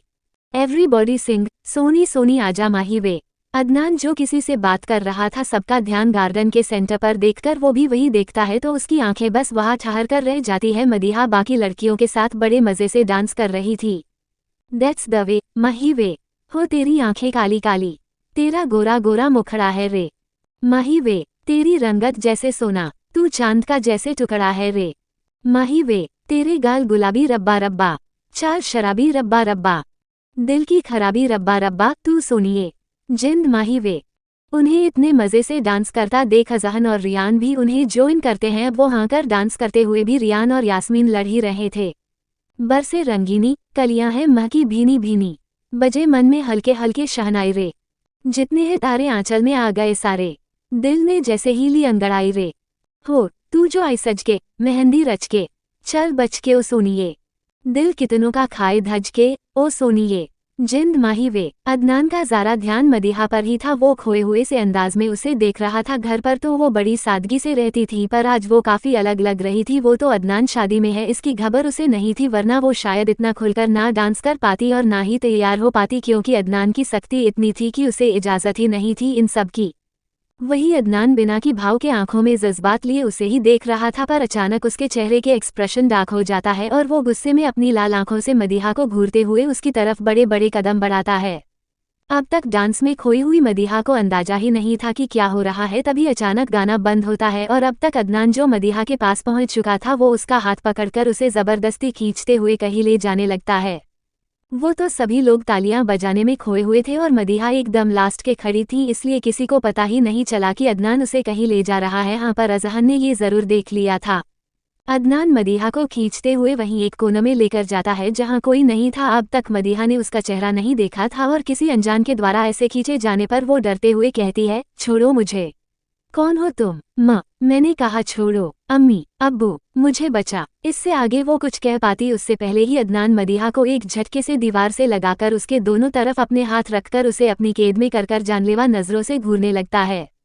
वही उसे देखकर मदीहा शौक होते हुए कहती है, आप यहाँ पर आप तो नहीं आने वाले थे।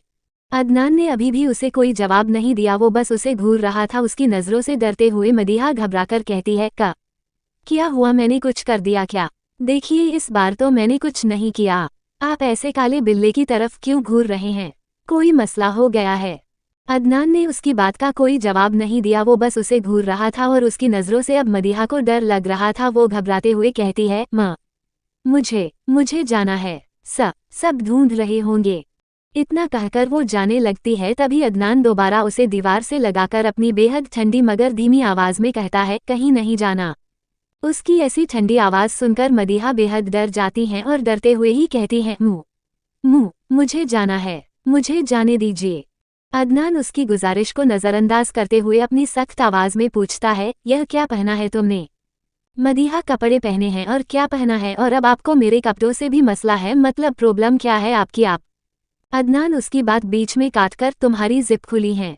उसके ये कहते ही मदीहा जल्दी से हड़बड़ाते हुए पीछे हाथ कर देखती है तो वाकई में उसके कुर्ते की जिप बहुत ज्यादा खुली थी। यह महसूस कर वो एकदम से घबरा जाती है और अपनी पीठ सीधा दीवार से लगा लेती है। अब उसे अदनान के सामने घबराहट, शर्म और छिछक तीनों महसूस हो रही थी। उसे समझ नहीं आ रहा था कि वो कहे तो कहे क्या। वही उसे ऐसे अनकंफर्टेबल होता देख अदनान उस पर से अपनी नजरें हटाकर कहता है, मैं सोफिया को भेजता हूँ। इतना कहकर पहुंचने वाला होता है कि मदीहा उसे रोककर कहती है, आपको किसी को बुलाने की जरूरत नहीं है, मैं कर लूंगी खुद से। इतना कहकर वो अपने हाथ पीछे करके जिप लगाने की कोशिश करती है, पर अचानक चर की आवाज के साथ वो जिप टूटकर उसके हाथ में आ जाती है और साथ में कुछ हद तक उसका कुर्ता भी फट जाता है। अदनान अचानक उसकी तरफ देखता है तो वो डरकर दीवार से लगी खड़ी थी। उसे गुस्सा आ रहा था कि उसने क्यों सोफिया को बुलाने को मना किया। उसका कुर्ता काफी फटा हुआ था। अचानक डर और शर्म के कारण उसके आंखों में आंसू आने लगते हैं। अदनान जब उसे ऐसे रोता देखता है तो उसके कंधे पर डाल दुपट्टा लेकर उसे एक शोल की तरफ उड़ा देता है। वहीं मदीहा उसे ऐसा करता देख उसकी तरफ देखती है तो वो भी उसी के चेहरे को देख रहा था और ना जाने क्या हुआ, मदीहा के आंखों से उसे देखकर आंसू और तेजी से गिरने लगे। वही उसे ऐसे रोता देख अदनान अपने अंगूठे से उसके आंसू पोंछते हुए नामे गर्दन हिलाते हुए कहता है, अच्छे बच्चे रोते नहीं है, इसलिए शुश चुप हो जाओ और अभी हम सीधा घर जा रहे हैं, समझी। मदीहा के पास उसके साथ जाने के अलावा कोई और रास्ता नहीं था। अब वो इस हालत में नहीं थी जो यहाँ पर रुक सके, इसलिए चुपचाप जल्दी जल्दी हाँ में सिर हिलाती है। अदनान भी बिना कुछ कहे उसका हाथ पकड़कर उसे हॉल से बाहर ले जाता है। इस बीच मदीहा ने सोफिया को मैसेज कर सारी बात बता दी थी। पहले तो सोफिया ने उसके साथ आने की जिद की, पर फिर मदीहा ने किसी तरह उसे समझाकर वहीं रुकने का कहकर खुद अदनान के साथ घर की तरफ चल पड़ी। जारी है Adnan कुक्स for Madiha. Madiha passenger seat पर चुपचाप सिर झुकाए बैठी थी और अदनान ड्राइवर करते हुए बीच बीच में उसे देख रहा था, पर मदीहा ने इस बीच ना कुछ बोला ना कुछ कहा। वो बस सिर झुकाए बैठी अपने घुटनों को घूर रही थी। उसे ऐसे गुमसुम देख अदनान ड्राइवर करते हुए ही कहता है, क्या हुआ? मदीहा बिना उसकी तरफ देखे, कुछ नहीं हुआ। अदनान, तुम्हें पता है तुम्हें बिल्कुल झूठ बोलना नहीं आता, इसलिए बेवजह कोशिश कर अपनी एनर्जी मत वेस्ट किया करो। मदीहा हल्की नाराजगी से कहती है, हाँ मैं तो किसी चीज में अच्छी हूँ ही नहीं, मैं तो हूँ ही बेवकूफ, स्टूपिड और डफर। अम्मी सही बोलती है, मेरे से एक काम ठीक से नहीं होता, आज भी मुझसे गड़बड़ हुई, मैं किसी काम की नहीं हूँ। इतना कहते कहते वो लगभग रोने लगी थी। वही उसे ऐसे देखकर अदनान साइड में अपनी कार रोककर उसकी तरफ देखता है जो अभी भी सिर झुकाए बैठी थी। उसे ऐसे देखकर अदनान हल्का सा उसके पास जाकर उसके सिर को सहलाते हुए कहता है, तुम्हें याद है जब तुम फर्स्ट क्लास में थी तक तुम पोएट्री कंपटीशन में फर्स्ट आई थी? उसकी बात सुनकर मदीहा नजरें उठाकर उसकी तरफ देखती है। इस वक्त उसकी आंखें नम थी। उसे कुछ ना कहता देख अदनान आगे कहता है, और फिर जब तुम हाई स्कूल में थी तब तुम्हारा आर्टिकल स्कूल मैगजीन में छपा था, दादू कितने प्राउड थे तुम्हें लेकर, अम्मी अब्बू चाचू चाची सबने सारे रिश्तेदारों को कॉल कर बताया था। मदीहा अदनान की बातों को बड़े ध्यान से सुन रही थी। वहीं उसे ऐसे अपनी बात सुनता देख अदनान आगे कहता है, हम सब हर चीज में बेहतर हो यह जरूरी नहीं, पर हम उन चीजों में अच्छे हो जो हम करना चाहते हैं तो ये काफी है। मदीहा अपनी नाक पोंछते हुए, पर आप तो हर चीज में परफेक्ट है। अदनान हल्का सा मुस्कुराकर, तुमसे किसने कहा ऐसा? मैं भी बहुत चीज़ों में अच्छा नहीं हूँ, जैसे मैं तुम्हारी तरह फन लविंग नहीं हूँ, मुझे गुस्सा ज़्यादा आता है और भी काफ़ी कुछ। मदीहा, हाँ आप सही कह रहे हैं, आपको गुस्सा बहुत आता है, इसलिए मैं आपको अकदू, गुसेल, घमंडी, चंगेज़ खान और बदतमीज़ कहती हूँ। अदनान उसे घूरते हुए, पर तुमने तो कहा था तुम मुझे ऐसे नामों से नहीं बुलाती। उसकी बात सुनकर मदीहा ज़रा हड़बड़ाते हुए कहती है, हाँ रोज़ नहीं बुलाती, कभी कभी बुलाती हूँ। उसकी बात सुनकर अदनान अपना सिर ना में हिलाकर वापस गाड़ी स्टार्ट करता है। उसे पता था इस लड़की का कुछ नहीं हो सकता, ये हमेशा बेवकूफ़ी रहेंगी। गाड़ी में एक बार फिर खामोशी छा जाती है, पर इस बार मदीहा एक तक अदनान को बस देखे जा रही थी, या यूं कहूं कि घूरे जा रही थी। मदीहा की नज़रों से अब इरिटेट होकर अदनान ज़रा झल्लाते हुए कहता है, क्या है, क्यों घूर रही हो? मदीहा अपनी आंखें छोटी कर उसे और करते हुए हल्का सा उसके ऊपर झुककर अपनी गहरी आवाज़ में कहती है, कौन है आप? अदनान चिढ़कर, तुमने शादी में एक हाथ चढ़ा तो नहीं ली जो ऐसे पागलों की तरह बिहेव कर रही हो? मदीहा, नहीं वो मुझे ना भरोसा नहीं हो रहा है कि आप भी मेरी तारीफ कर सकते हैं, इसलिए ज़रा हैरानी हो रही है, इसलिए कंफर्म करने के लिए पूछ रही हूँ कि आप ठीक तो है, कहीं आपके अंदर किसी और की आत्मा तो नहीं आ गई या फिर किसी ने आप पर जादू टोना तो नहीं करती है। देखिए ऐसा कुछ है तो मुझे बता दीजिए, मैं अभी गाड़ी से उतरकर पैदल घर चली जाऊंगी, मुझे वैसे भी इन सब से बहुत डर लगता है। अदनान उसके सिर पर हल्का सा मारते हुए कहता है, तुम जरा कम दिमाग चलाया करो, वैसे ही नहीं है तुम्हारे पास। उसकी बात सुनकर मदीहा मुंह बनाकर बैठ जाती है और अदनान वापस ड्राइविंग पर फोकस करने लगता है। पर अब मदीहा नॉर्मल हो गई थी, वो थोड़ी देर पहले वाला इंसिडेंट भूल चुकी थी।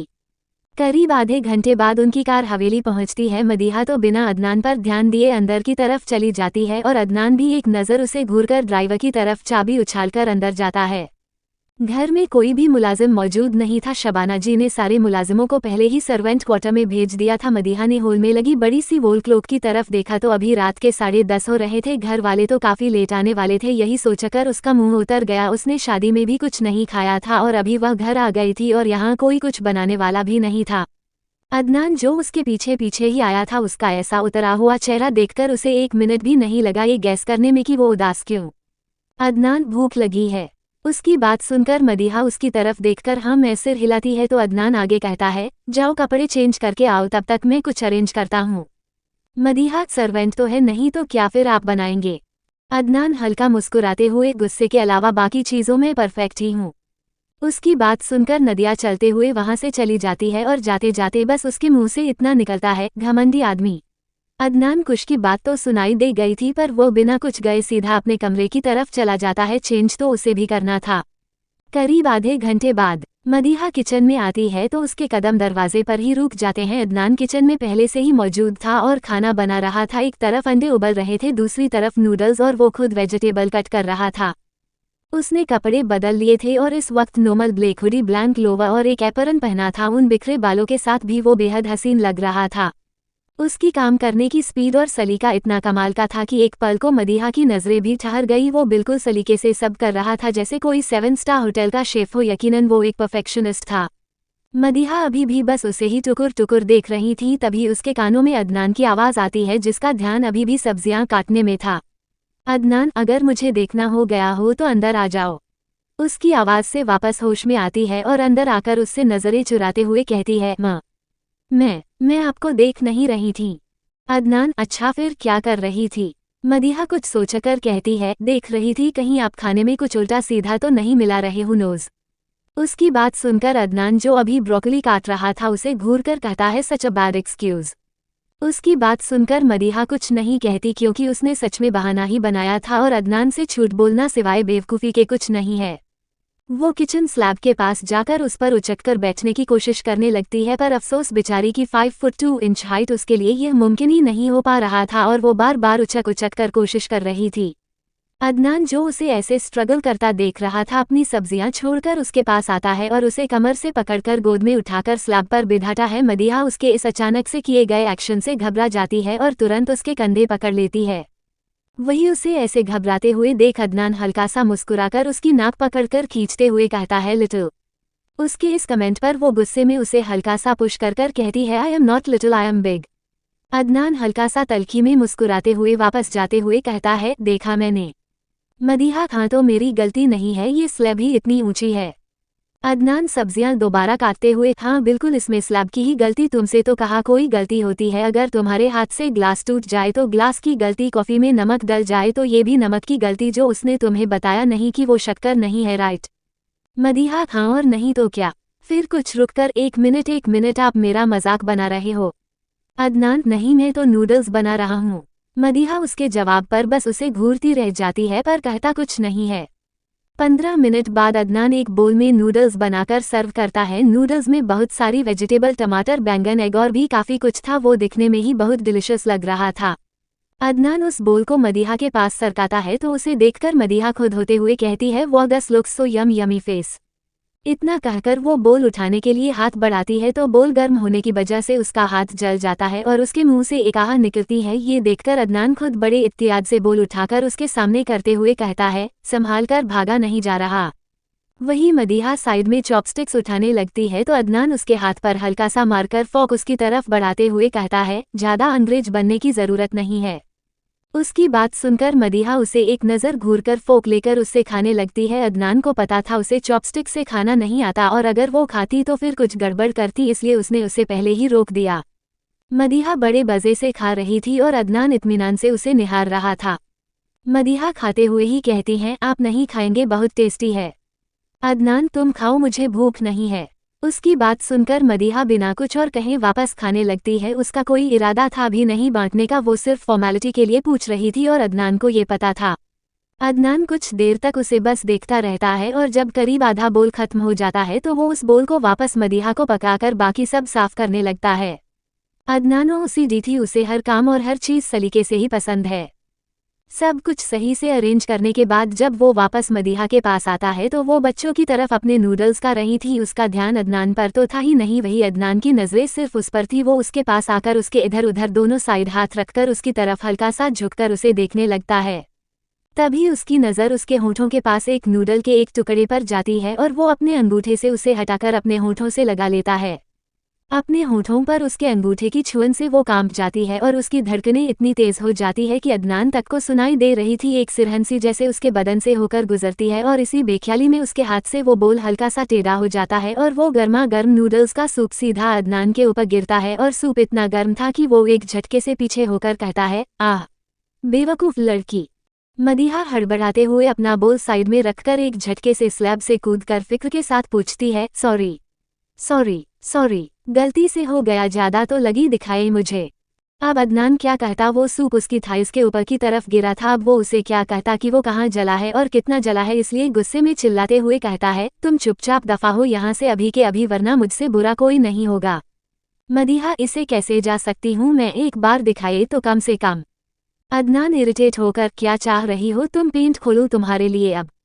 उसकी बात सुनकर मदीहा जरा गौर करती हैं और उसे एहसास होता है कि अदनान को जला कहा और ये देखकर वो एक गहरी सांस लेकर जबरदस्ती मुस्कुराते हुए कहती है, नहीं नहीं, आप खुद से देख लीजिए माँ, मैं चलती हूँ। इतना कहकर वो वहाँ से जल्दी से चली जाती है। वहीं उसके जाने के बाद अदनान खुद से गुस्से में कहता है, इस लड़की का कुछ नहीं हो सकता, ये हमेशा से ही बेवकूफ़ है और आगे भी वही रहेगी, स्टूपिड।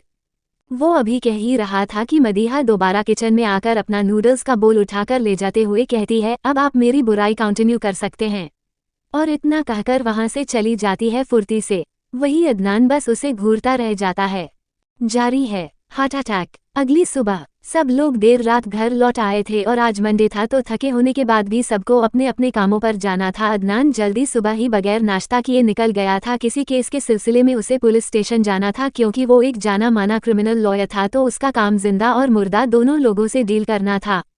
मदीहा और सोफिया भी जल्दी कॉलेज चले गए थे। आज उनकी क्लास जल्दी थी और उम्मीद भी स्कूल के लिए निकल गई थी। बाकी सब फिलहाल नाश्ता कर रहे थे, पर आज सहर जी कुछ शांत और मुरझाए हुए से लग रहे थे और ये देखकर जमाल जी फिक्र के साथ पूछते हैं, भाईजान क्या हुआ, आज आप ठीक नहीं लग रहे।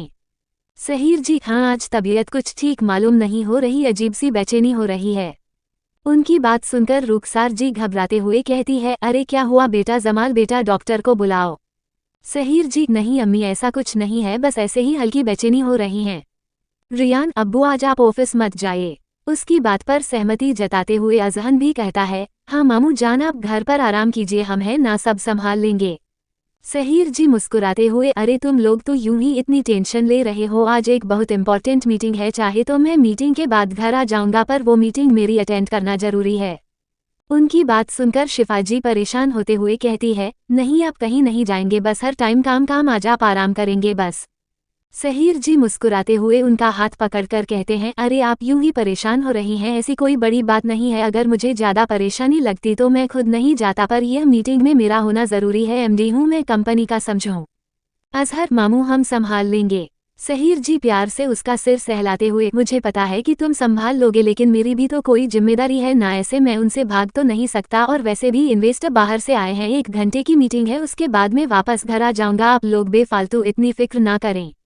उनकी बात सुनकर कोई अब और क्या ही कहता कर शिफा जी का मन नहीं मान रहा था और उन्हें ऐसे परेशान देखकर एक बार नाजिया जी कहती है, भाई साहब ये भी तो जा रहे हैं, देख लेंगे, और अगर इतना ज़रूरी है तो इन्वेस्टर से कह दीजिए कि कल आ जाए। सहर जी, अरे नाजिया अब तुम भी शुरू हो गई, हमारे इन्वेस्टर लंदन से आए हैं और आज शाम को वापस जा रहे हैं, इसलिए मीटिंग कैंसिल नहीं हो सकती, और अब बहुत हम जाएंगे मतलब जाएगा, अब और कोई सवाल नहीं। उन्होंने जैसे अपना फाइनल डिसीजन सुना दिया था और अब किसी के पास कुछ कहने को नहीं था। सहर जी भी अपना नाश्ता कर कर जमाल जी और अजहर के साथ ऑफिस के लिए निकल गए। रियान भी अपने कॉलेज के लिए निकल गया। नाजिया जी और शिफा जी किचन समेटने आ गए। तभी शिफा जी ने गौर किया कि आज नाजिया जी कुछ परेशान लग रही है। उन्हें ऐसे देख वो पूछती है, नाजिया क्या हुआ, काफी उलझी हुई लग रही हो। नाजिया जी, भाभी आज मैंने एक बहुत अजीब ख्वाब देखा। शिफा जी, कैसा ख्वाब? नाजिया जी, हुआ वो मैंने ख्वाब में मदीहा को दुल्हन बना देखा और वो बहुत रो भी रही थी और तब से पता नहीं क्यों बहुत घबराहट हो रही है। शिफा जी मुस्कुराते हुए, अरे तुम ज्यादा सोच रही हो, जो मुमकिन नहीं उसके लिए क्यों परेशान होना, अभी सिर्फ 17 की है वो, उसकी शादी दूर दूर तक मुमकिन नहीं है, फिर क्यों परेशान हो रही हो। कल शादी में गए थे ना, इसलिए ऐसा ख्वाब आया होगा। और फिर कल माशाल्लाह से बहुत प्यारी भी लग रही थी मदीहा। आज एक काम करना, नजर उतार देना उसकी। नाजिया जी, नहीं भाभी, पता नहीं क्यों मन नहीं मान रहा, ऐसा लग रहा है जैसे कुछ बहुत बड़ा होने वाला है। ऊपर से फजर सुबह के वक्त ख्वाब आया था और लोग कहते हैं सुबह का ख्वाब सच हो जाता है। नाजिया जी की बातों में डर और परेशानी दोनों थी और उन्हें ऐसे परेशान देखकर शिफा जी उन्हें नॉर्मल करने के लिए कहती हैं, अब तुम ज्यादा सोच रही हो, हम सब है ना, मदीहा के लिए कोई नहीं कर रहा उसकी शादी, तो बस अब मुझे और बहस नहीं चाहिए, समझी। इतना कहकर वो प्यार से नाजिया जी का गाल सहलाकर वहां से चली जाती है, पर नाजिया जी का मन अभी भी नहीं मान रहा था। इधर कॉलेज में बैक टू बैक 2 लेक्चर लेने के बाद अब मदीहा और सोफिया बहुत थक गए हैं। कुछ यही हाल यास्मीन का भी था। एक तो कल रात की शादी की थकान और ऊपर से जल्दी सुबह के लेक्चर, ऊपर से ये आखिर अक्टूबर के हल्की सर्दी वाले दिन, तीनों कैसे अल्लाह अल्लाह कर कर सुबह जल्दी उठकर आई थी ये वही जानती थी और यकीनन उन्होंने अपनी इस तकल्लुफ में कॉलेज के सिस्टम को खूब गालियां दी थी। खैर फिलहाल वो लोग कैंटीन में बैठी कुछ गपशप के साथ अपने आखिरी लेक्चर के इंतजार में थी, जिसमें अभी आधा घंटा बाकी था। मदीहा सैंडविच का टुकड़ा खाते हुए कुछ खिस्साते हुए कहती है, ये कॉलेज वाले बिना एकदम बवाल है, मतलब पहले तो खुद टाइम पर सिलेबस नहीं कंप्लीट करवाएंगे, उसके बाद सुबह एक्स्ट्रा क्लास के बहाने जल्दी बुलाएंगे, मतलब अब हम चैन से सोए भी ना हद है। सोफिया, सही कह रही हो तुम तो फिर भी जल्दी घर आ गई थी, हम तो इतनी लेट आए और ठीक से सो भी नहीं पाए, अब बस जल्दी ये लास्ट क्लास खत्म हो ताकि घर जाकर सो पाऊं। अचानक से सोफिया का फोन बजा। कॉलर आईडी पर घर का नंबर शो रहा था। ये देखकर वो जरा हैरानी से कहती है, घर से कौन कॉल कर रहा है? मदीहा, उठाकर देखो। उसके कहने पर सोफिया फोन उठाती है तो उधर से कोई कुछ कहता है, जिसे सुनकर एकदम से उसके हाथ से फोन गिर जाता है और उसकी आंखों से एकदम आंसू बहने लगते हैं। ये देखकर मदीहा घबराते हुए उठकर पूछती है, क्या हो गया, तुम रो क्यों रही हो? सोफिया रोते हुए, अब्बू हार्ट अटैक। वो मदीहा को उसकी कोई भी बात ना सुनाई दे रही थी ना समझ आ रही थी। वो उसे शांत करते हुए दोबारा पूछती है, तुम क्या कह रही हो, मुझे कुछ समझ नहीं आ रहा, साफ साफ बताओ सोफिया, मुझे डर लग रहा है। सोफिया नमा आंखों से उसकी तरफ देखकर, मदीहा, अब्बू को हार्ट अटैक आया है, वो सिटी हॉस्पिटल में है। उसकी बात सुनकर मदीहा हैरान हो जाती है। अब उसके भी हाथ पैर जैसे फूलने लगे थे। उसे समझ नहीं आ रहा था कि वह क्या कहे या करे। उसकी भी आंखें एकदम नम हो चुकी थी। ये देखकर यास्मीन दोनों को संभालते हुए कहती है, देखो संभालो खुद को, अभी हम हॉस्पिटल चलते हैं, यहाँ बैठकर रोने से तो कुछ नहीं होगा ना।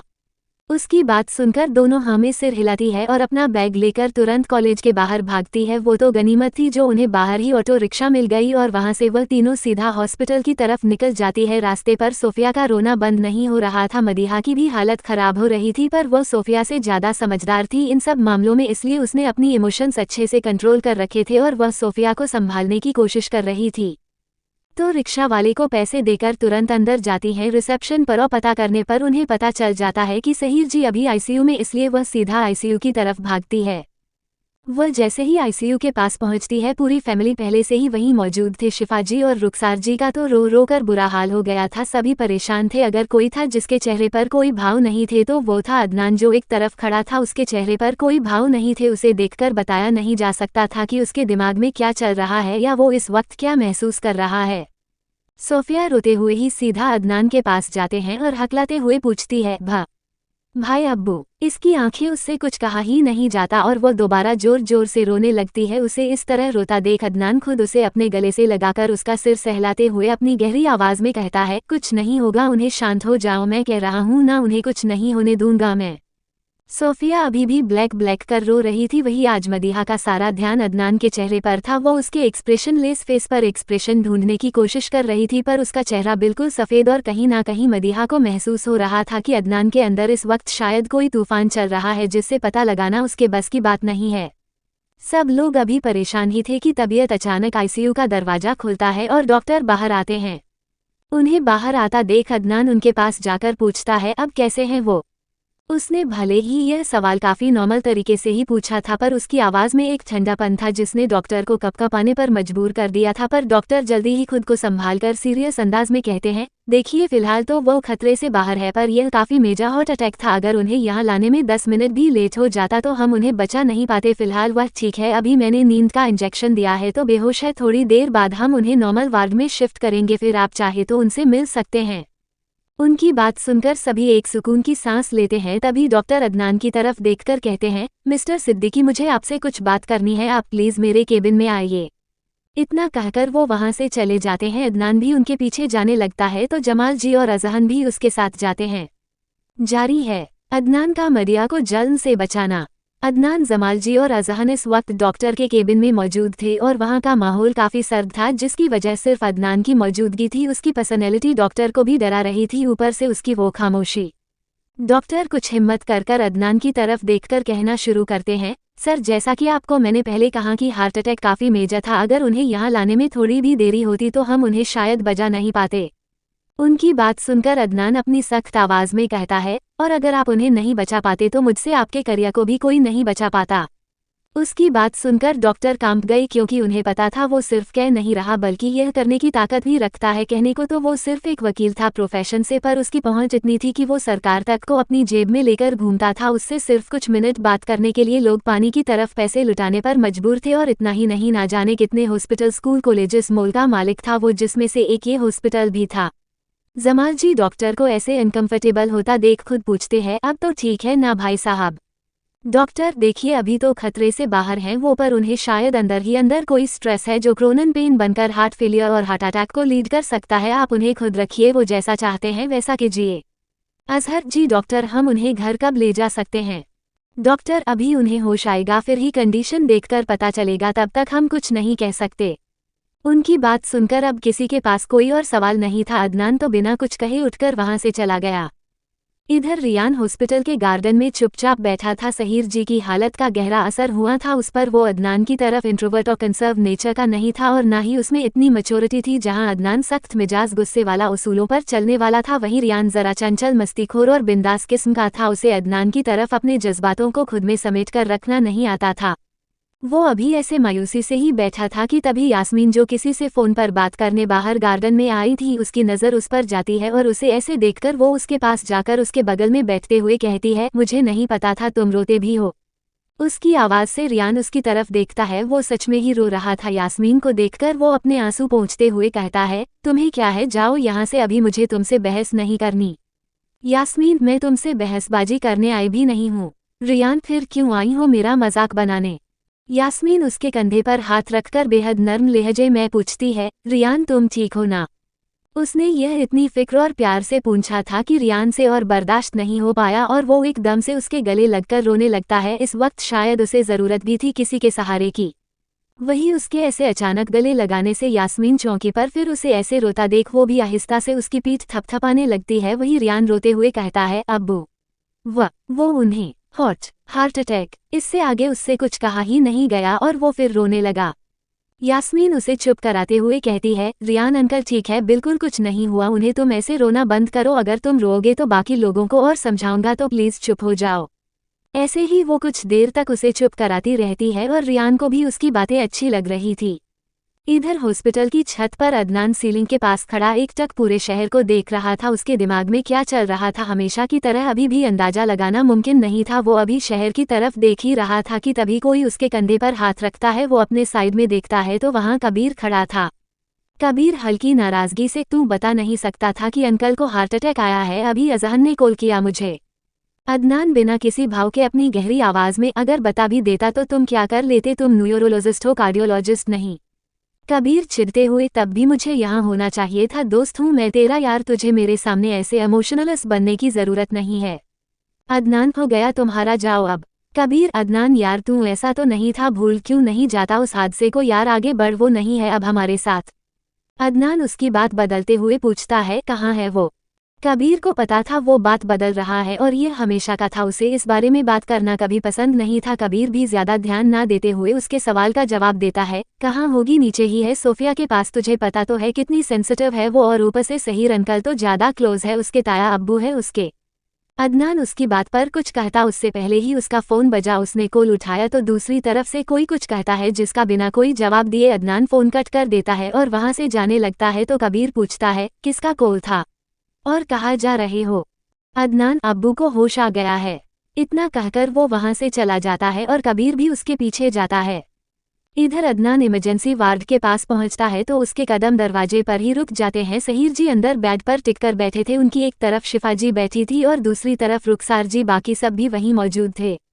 शिफा जी रोते हुए शिकायत कर मैंने कहा था ना आपसे कि मत जाए, पर आपको तो मेरी बात ही कभी सुनी नहीं होती, देखिए अब क्या हो गया, आपने कभी सोचा भी था अगर आपको कुछ होता तो हम सबका क्या होता? सहीर जी, अरे लेकिन कुछ हुआ तो नहीं है न, केवल एक छोटा सा हार्ट अटैक आया है। जमाल जी उन्हें डांटते हुए, भाईजान आपको पता भी है अगर आपको यहाँ लाने में 5-10 मिनट लेट हो जाता तो आज आप हमारे सामने होते नहीं, और आपको एक छोटा सा हार्ट अटैक लगता है। सहीर जी, दो भाई, अब तो हमें छोटा भाई भी डांटने लग गया है, हमारी तो कोई इज्जत रही नहीं है। उनकी बात सुनकर सभी हल्का सा मुस्कुरा देते हैं और रुखसार जी उनका सिर सहलाते हुए नम आंखों से कहती है, अपना ख्याल रखा करो सहीर, अभी तो मेरे खुद के पैर कब्र में लटक रहे अपने बच्चे को अगर कुछ हो गया तो मैं बर्दाश्त नहीं कर पाऊंगी। सहीर जी, नहीं अम्मी आप ऐसी बातें क्यों कर रही हैं, कोई नहीं मर रहा है, कुछ नहीं हुआ, मैं ठीक हूँ बिल्कुल। सोफिया जो वही खड़ी सिसक रही थी उसे देखकर सहीर जी उसे अपने पास आने का इशारा करते हैं तो वो दौड़ते हुए उनके पास आकर उनके सीने से लगकर रोने लगती है और सहीर जी प्यार से उसका सिर सहलाने लगते हैं। दूर खड़ा रियान भी नम आंखों से उन्हें देख रहा था, उसकी आंखों में भी आंसू देखकर सहीर जी आंखों से उसे भी पास आने का इशारा करते हैं तो वो भी उनके पास आकर उनके गले लग जाता है। बच्चों के लिए माँ बाप बहुत अजीज होते हैं, अगर दोनों में से किसी को भी कुछ हो तो बच्चों पर क्या बीती है ये बताना बहुत मुश्किल है।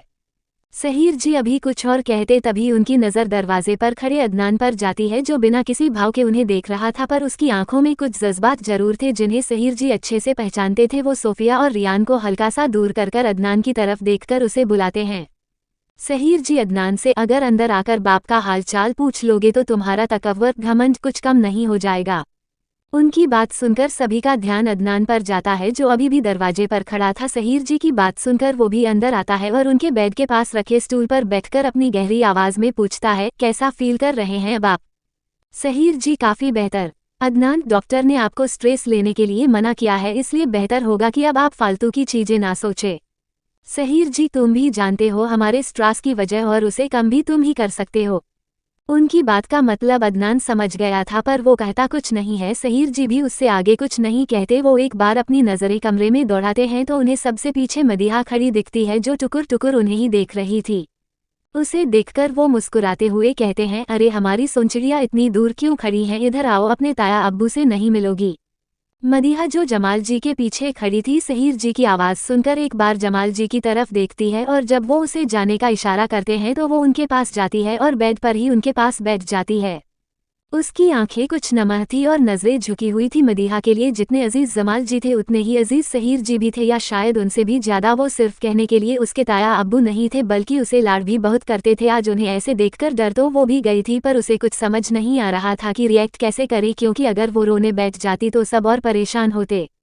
उसकी आंखें नम देखकर सहीर जी प्यार से उसका सिर सहलाते हुए कहते हैं, अरे मेरी सोनचिड़िया रो क्यों रही है भाई, किसी ने कुछ कहा तो बताऊं, अपने ताया अब्बू को अभी रिमांड लेता हूं उसकी।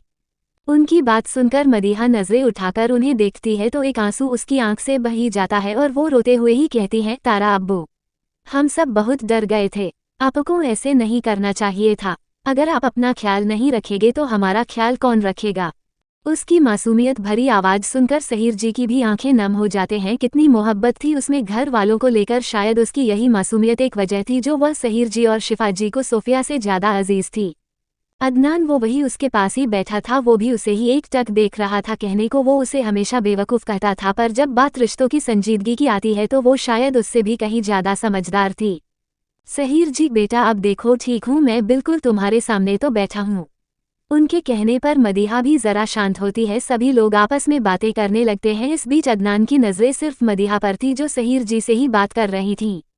तभी वहां नर्स आती है, उसे ड्रिप चेंज करना था और अदनान भी डॉक्टर से कुछ बात करने जाने लगता है, पर नर्स के साथ में एक केटल थी जिसमें गर्म पानी था जो वो सहीर जी के लिए ही लाई थी, पर अचानक पैर स्लिप होने के कारण उसका बैलेंस बिगड़ जाता है और वो केटल उसके हाथ से गिरती है और उसका पानी मदीहा पर गिरने ही वाला था, पर उससे पहले ही अदनान उसे एकदम से उठाकर अपने सीने में छिपा लेता है, जिससे वो पानी मदीहा की जगह अदनान की पीठ पर गिरता है। इस एक्शन से सभी घबरा गए थे। मदीहा जो अभी भी अदनान के सीने से लगी थी, उसे तो समझ नहीं आया कि हुआ क्या। वही शिफा जी घबराते हुए अदनान की तरफ बढ़कर कहती है, या अल्लाह अदनान बेटा। उनकी आवाज़ मदीहा अदनान उसके सीने से सिर निकालकर उसकी तरफ देखती है और अदनान भी मदीहा को उसके कंधों से पकड़कर ऊपर से नीचे तक अच्छे से चेक करते हुए पूछता है, ठीक हो तुम, कहीं लगा तो नहीं। मदीहा को समझ नहीं आ रहा था कि वो कहे क्या, मतलब अदनान की खुद पूरी पीठ गर्म पानी से जल चुकी थी, पर अभी भी उसने एक आह तक नहीं निकली थी और उसे सिर्फ मदीहा की फिक्र थी। नाजिया जी भी फिक्र से मदीहा को अपनी तरफ कर कर पूछती है, बच्चे ठीक है ना तू? मदीहा, मैं ठीक हूँ अम्मी, कुछ नहीं हुआ। इसकी मंजूरी मिलने के बाद कहीं जाकर नाजिया जी को चैन आता है। वही शिफा जी नमा आंखों से अदनान की पीठ देखकर घबराते हुए कहती है, या अल्लाह अदनान ये बहुत जल गया है बेटा, अभी डॉक्टर को बुलाओ कोई। अदनान उन्हें बीच में रोककर, अम्मी कुछ नहीं हुआ, ठीक हूँ मैं। इतना कहकर उसकी नज़र उस नर्स पर जाती है जो अभी भी वही खड़ी थी। उसकी हिम्मत नहीं हो रही थी कुछ कहने की। अब उसे देखकर अदनान को याद आता है कि अगर वो मदीहा को नहीं बचाता तूफानी उसे पर गिरता, और यह सोचते ही उसकी आंखें गुस्से से लाल हो जाती है। वह सोच भी नहीं सकता था कि वह नाजुक सी लड़की इतना दर्द पर बर्दाश्त करती। अदनान गुस्से में चिल्लाते हुए उस नर्स से कहता है, जब काम आता नहीं है तो करती क्यों हो, अभी के अभी निकलो यहाँ से, इससे पहले कि मैं कुछ ऐसा करूँ जो मुझे नहीं करना चाहिए। उसके ऐसे चिल्लाने पर वो नर्स बहुत डर जाती हैं और चुपचाप वहाँ से निकल जाती है। उसमें हिम्मत नहीं थी कुछ कह सके। रुखसार जी, अदनान बेटा बहुत जल गया है, एक बार डॉक्टर को दिखा लेते हैं। अदनान, आप फिक्र मत कीजिए दादी, ठीक हूँ मैं। डॉक्टर के पास डिस्चार्ज का प्रोसीजर पूछना जा रहा हूँ, आप लोग घर चले की तैयारी कीजिए, हम अभी घर जाएंगे। इतना कहकर वो बिना किसी की सुन वहाँ से चला जाता है। वहीं बाकी सब लोग उसकी फिक्र में उसे देखते रह जाते हैं, क्योंकि वो बाकी बहुत जल गया था, पर उसे अपनी फिक्र कब थी। कबीर, आप लोग फिक्र मत कीजिए, मैं देखता हूँ उसे। इतना कहकर वो भी उसके पीछे चला जाता है और बाकी सब वही रह जाते हैं। सभी को अदनान की फिक्र हो रही थी। वहीं मदीहा का दिल आज अजीब तरह से धड़का था। अदनान का उसे बचाना, उसकी तकलीफ खुद पर ले लेना, यह बात शायद उसके दिल पर एक गहरा असर कर गई थी। मदीहा इन्हीं ख्यालों में गुम अपनी जिंदगी के एक बहुत बड़े बदलाव से अनजान थी। वो अनजान थी इस बात से कि महज कुछ घंटों में उसकी जिंदगी पूरी तरह बदलने वाली है और जो उसने कभी नहीं सोचा था वो होने वाला है। गाइज, अगर स्टोरी अच्छी लग रही है तो कमेंट करके जरूर बताएं। Thank you for listening folded hands.